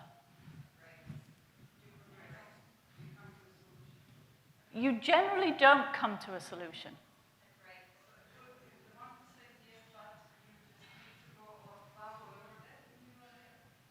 Ideally, if you've got that skill. But what happens when you hear too many yes buts? You stop having an opinion? It might. Great. Yeah. It can go two ways. One is the person could get negative and stop listening. Yes. Second is it could improve creativity too, because he needs to come up with more argumentative, Could do. So what if it goes both? Could do. Interestingly, in the world of neuroscience, when you use the word but, it takes us into the limbic part of our brain, which is the old brain, which causes us to fight, flight, or flee. Fight, flee, or freeze. So it closes us down. And the neuroscientists have shown in brain scans, when we are in distrust and using language that potentially shuts people down, this is where we're thinking from.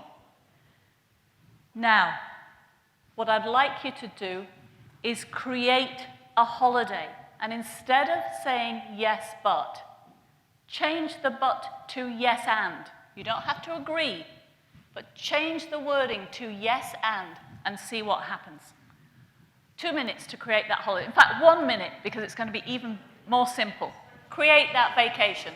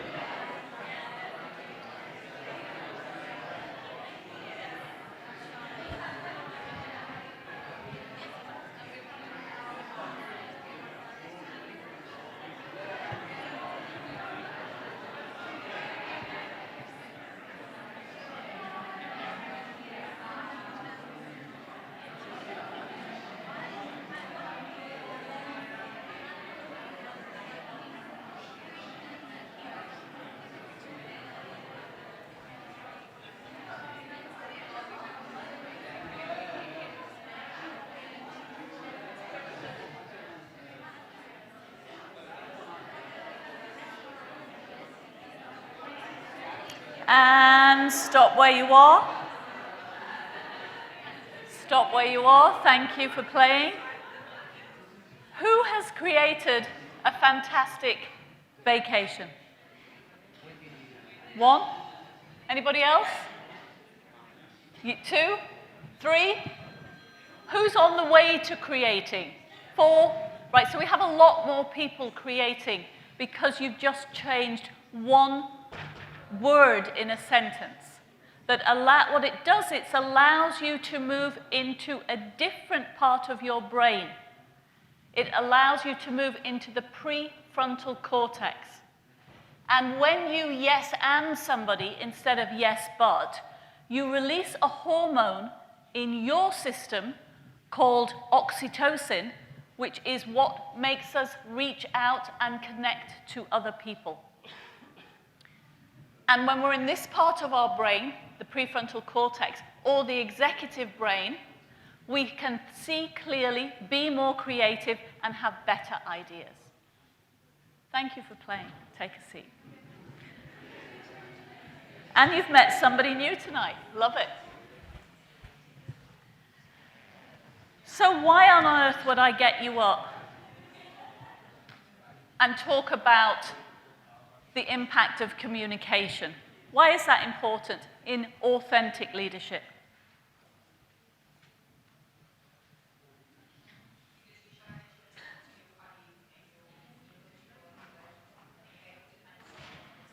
Great. And lots of what Mr. Ibrahim talked about in his presentation, all of those fantastic skills of leadership.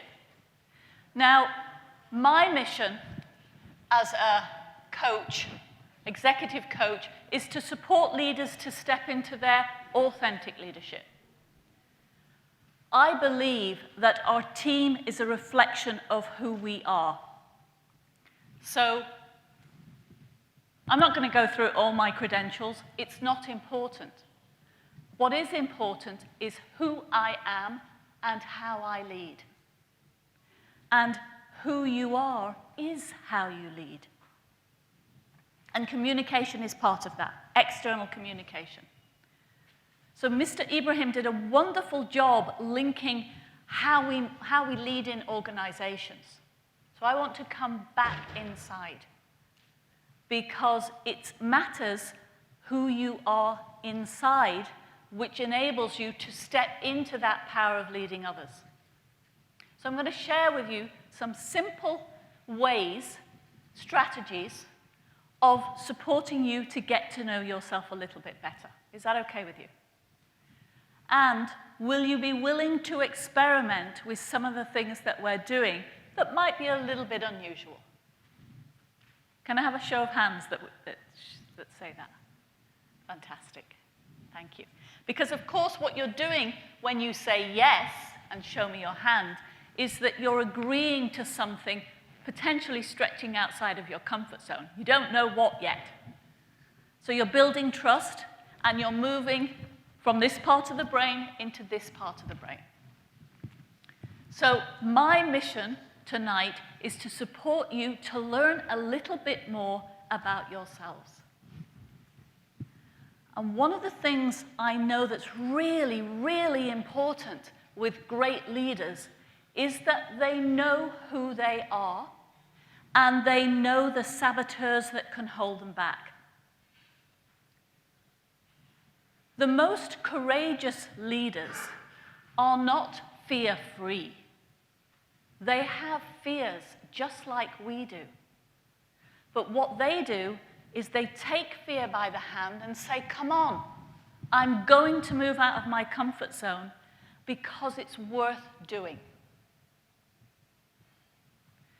Now, every single human being has what we call, in the coaching world, saboteurs or gremlins.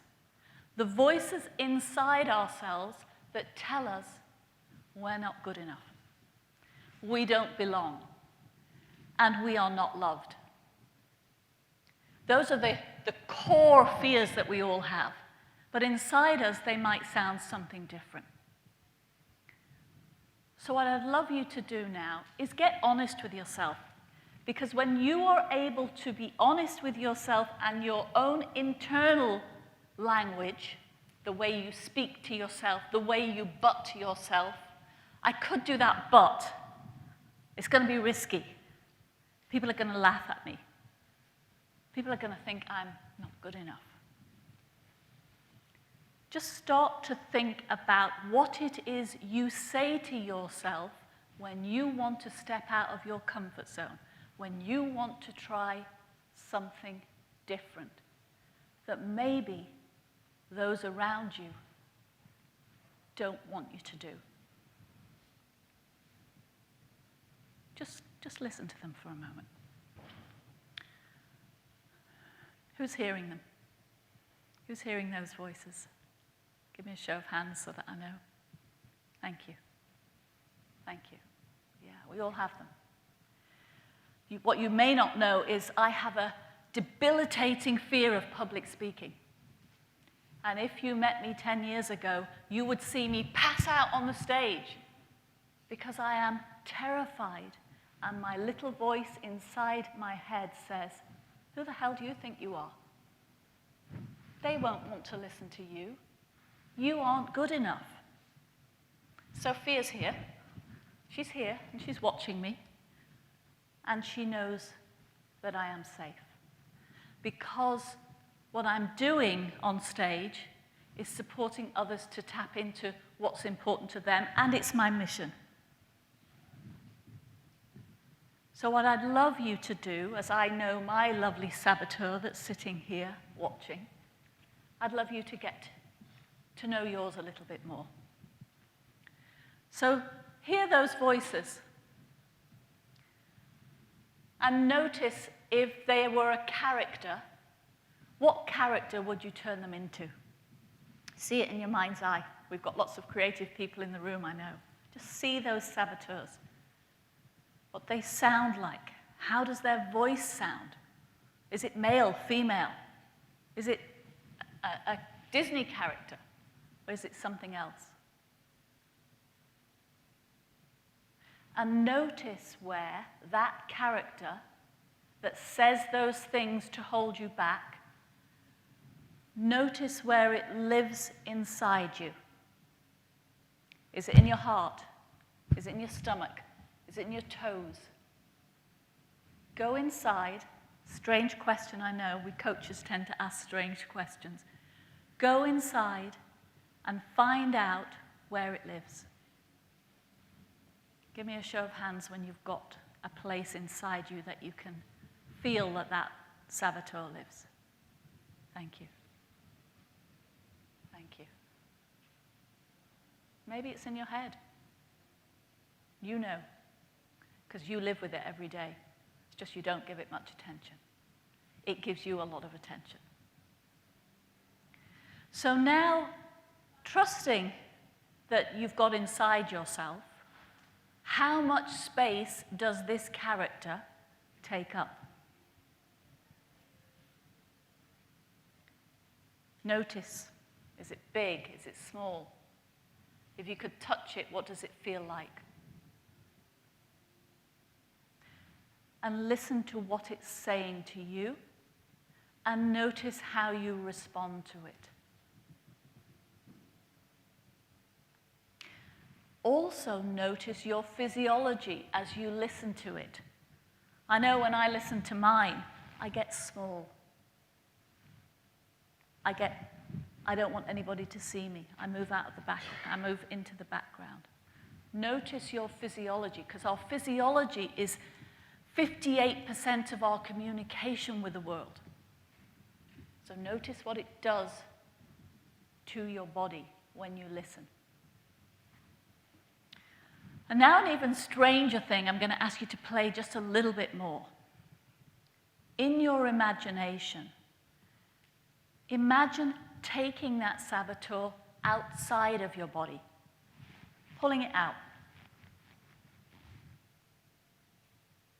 Pulling it out so that you can put it out in front of you and see it on the floor or the chair beside you. Keep pulling it out. Sometimes they're tough, a bit like the alien. They don't want to come out of your body. Give me a show of hands who's able to just pull that saboteur out and put it beside them just for a moment. You can take it back afterwards if you want to.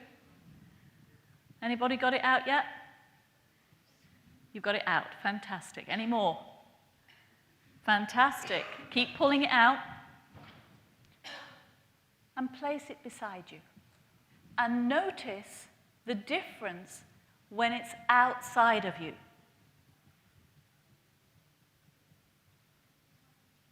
When it's outside of you, maybe it's gotten smaller. Maybe it's not as loud. Maybe something's happened to it. Maybe it's screaming at you, but it's so tiny you can't quite hear it anymore. And as it's outside of you, notice what space is inside of you now that you've chosen to remove it.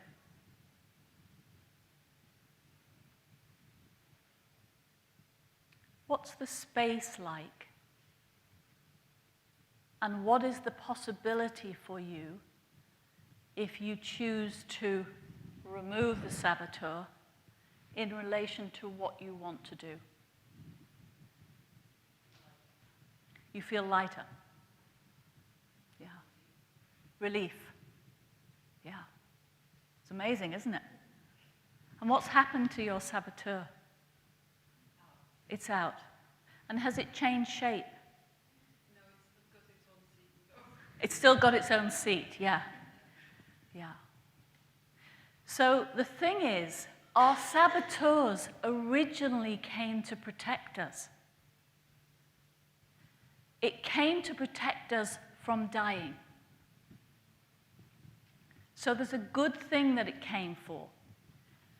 We need to be in the fight, flight, or freeze when there's a saber-toothed tiger trying to attack us. Our fear is supposed to be here to help us move away from danger.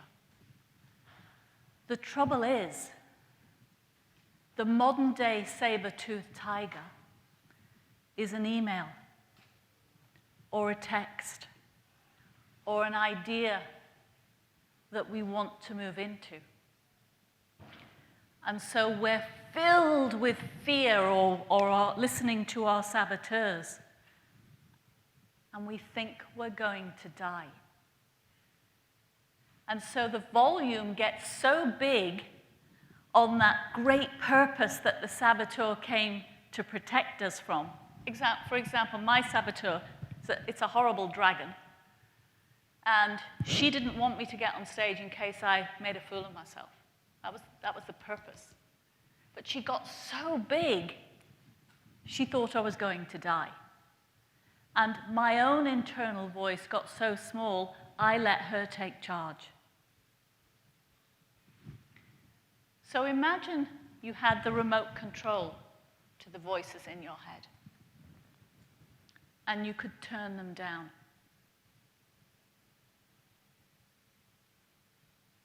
Just do it.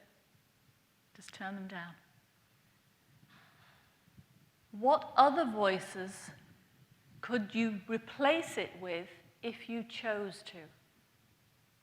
What is possible for you if you decided you were in charge of your life? The voice of creativity. The voice of creativity. Beautiful. What else?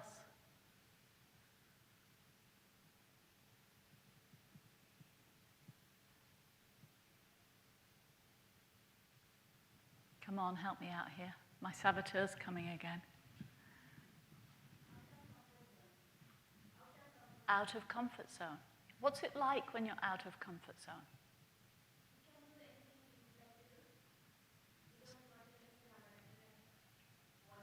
Great. So it gives you kind of a confidence to move outside when you can manage that voice. Yeah.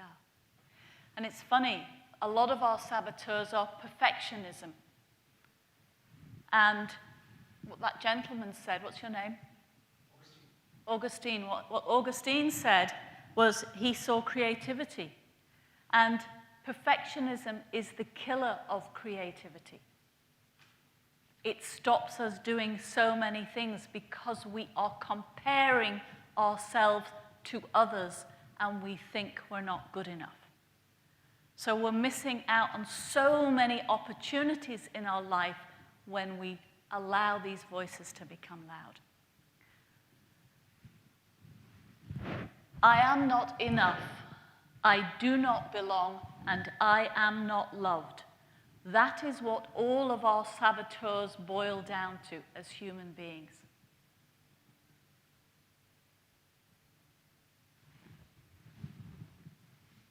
Oops, slightly moved. Doesn't matter. Know yourself. Sorry, gentlemen. I actually thought I'd be in a room full of women tonight, so we've got a woman with wings here, but I would have put a male with wings too. So apart from knowing your saboteurs, the second thing, the second strategy for developing great internal leadership is to know your inner goddess, to know your inner leader. So are you okay to experiment a little bit more? Take a deep breath for me. And choose to, just for the next few minutes, let go of your saboteurs. Just for the next few minutes. They can go on vacation. Maybe you've got them running around in your head, and maybe you can imagine a door that's open, and they're all running out the door. Maybe they're going on holiday or they're going out to play just for 10 minutes. Open that door and watch them all run out the door so that you can start to meet the best version of you for a few minutes. Show of hands when you're able to get all of those out the door and play for a while. If it helps, just breathe them out.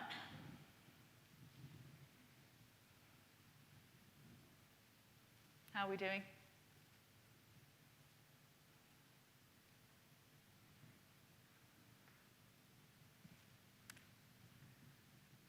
Shut that door on them so you've got some space inside yourself. And take another deep breath. And in that space where the saboteurs used to be, imagine your most powerful self, the best version of you, the one that has been there and back and knows all the answers. And no matter what you go through, knows that you'll be okay at the end of the day. Because all of us in this room have been through challenges and we're still alive, we're still here.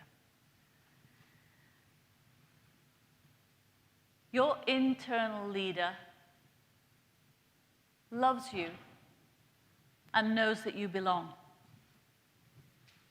They recognize that you are more powerful than you realize.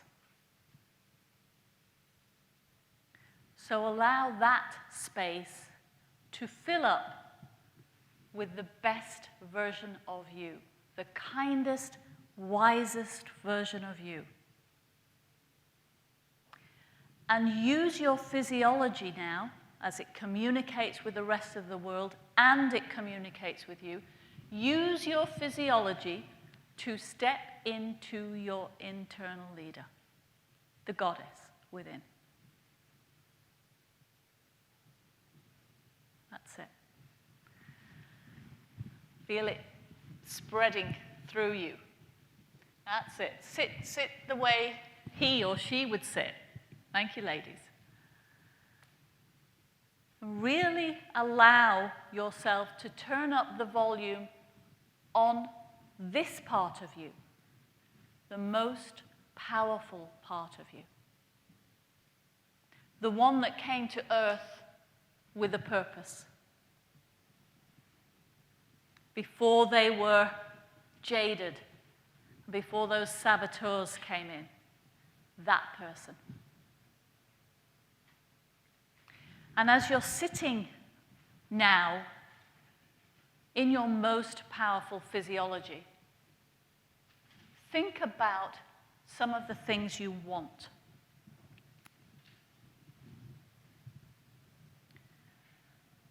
What are those things that you've stopped yourself doing?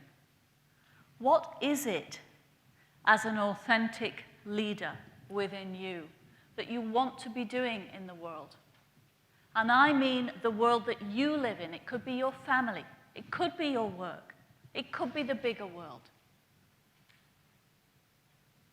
Because authentic leaders don't just know about their saboteurs, and they don't just tap into their power.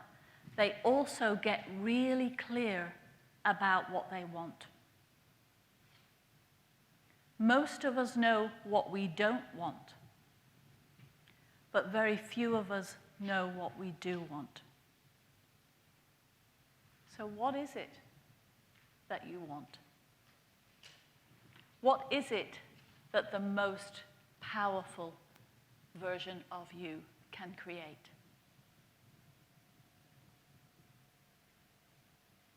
Allow yourself to dream a little bit. Allow yourself to go out into the future. When you focus on what you want,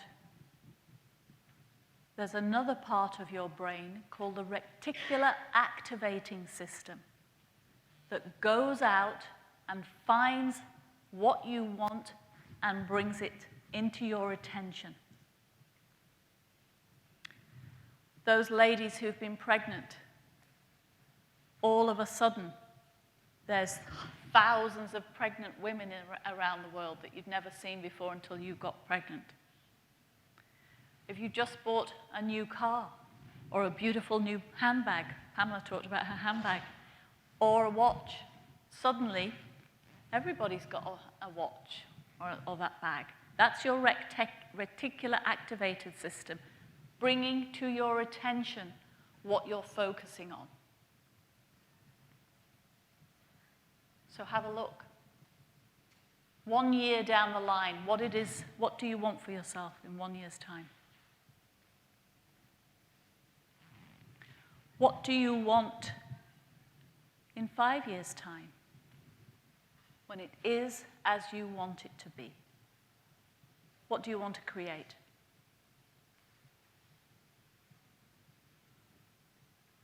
When you've managed the saboteurs and you've stepped into your power and you're getting clear about what you want, what are you creating in 10 years' time? Maybe you've got a little grayer. Maybe you've met some new people and lost some people along the way. What is it you want in 10 years' time? And let's go even further. It's 20 years' time. It's 2040. Have you listened to the saboteur? Has it stopped you getting on stage and living your purpose? And your stage is different to my stage, or maybe it's the same. In 2040, have you chosen your internal power, or have you given your power to your saboteur? Have you looked at what you don't want and got more of what you don't want? Or have you focused on what you do want and moved towards that?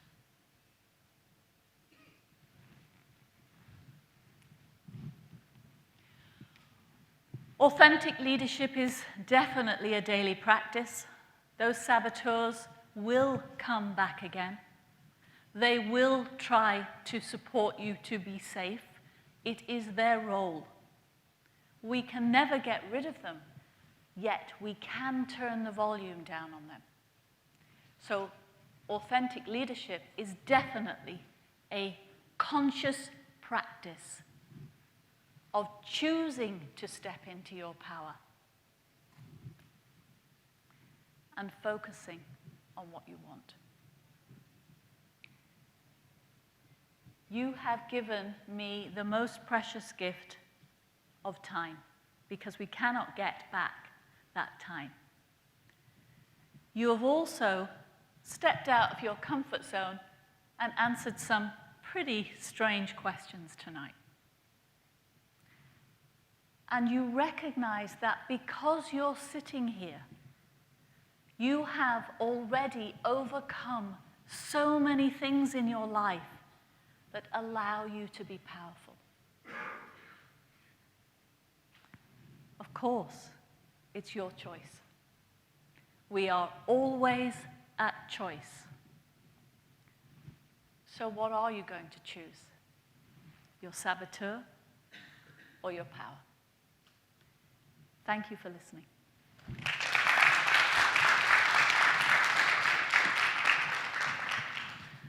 I'm guessing, as it's 8:30, you may not have any questions, so I will stay if you have, and I'm happy to, if everybody wants to leave, I'm happy to talk outside of that. You have a question? Yeah. Yeah. So then you work with a coach to support you to create that. And that's my job, because a lot of people, as I said, they don't know what they want. Yeah. You know, the reason why most people don't reach their goals is because they're other people's goals. So what I support people do is to get clear about what they want based on their values, their purpose, their mission, and what truly matters to them. And most of us don't even give ourselves 30 minutes to focus on what we want. Great question. Thank you for asking. Anyone else?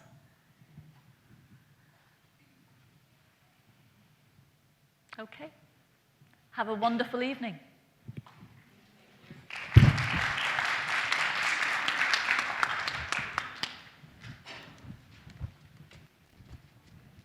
Thank you so much, Ms. Mary, for this motivational session. At the end of this event, I would like to thank our distinguished guests, our sponsors, NAWIC board member, our volunteers, and our valued audience. It was great to meet you all, and we hope that you have enjoyed your time with us. Stay tuned for our next event, and have a good day. Thank you.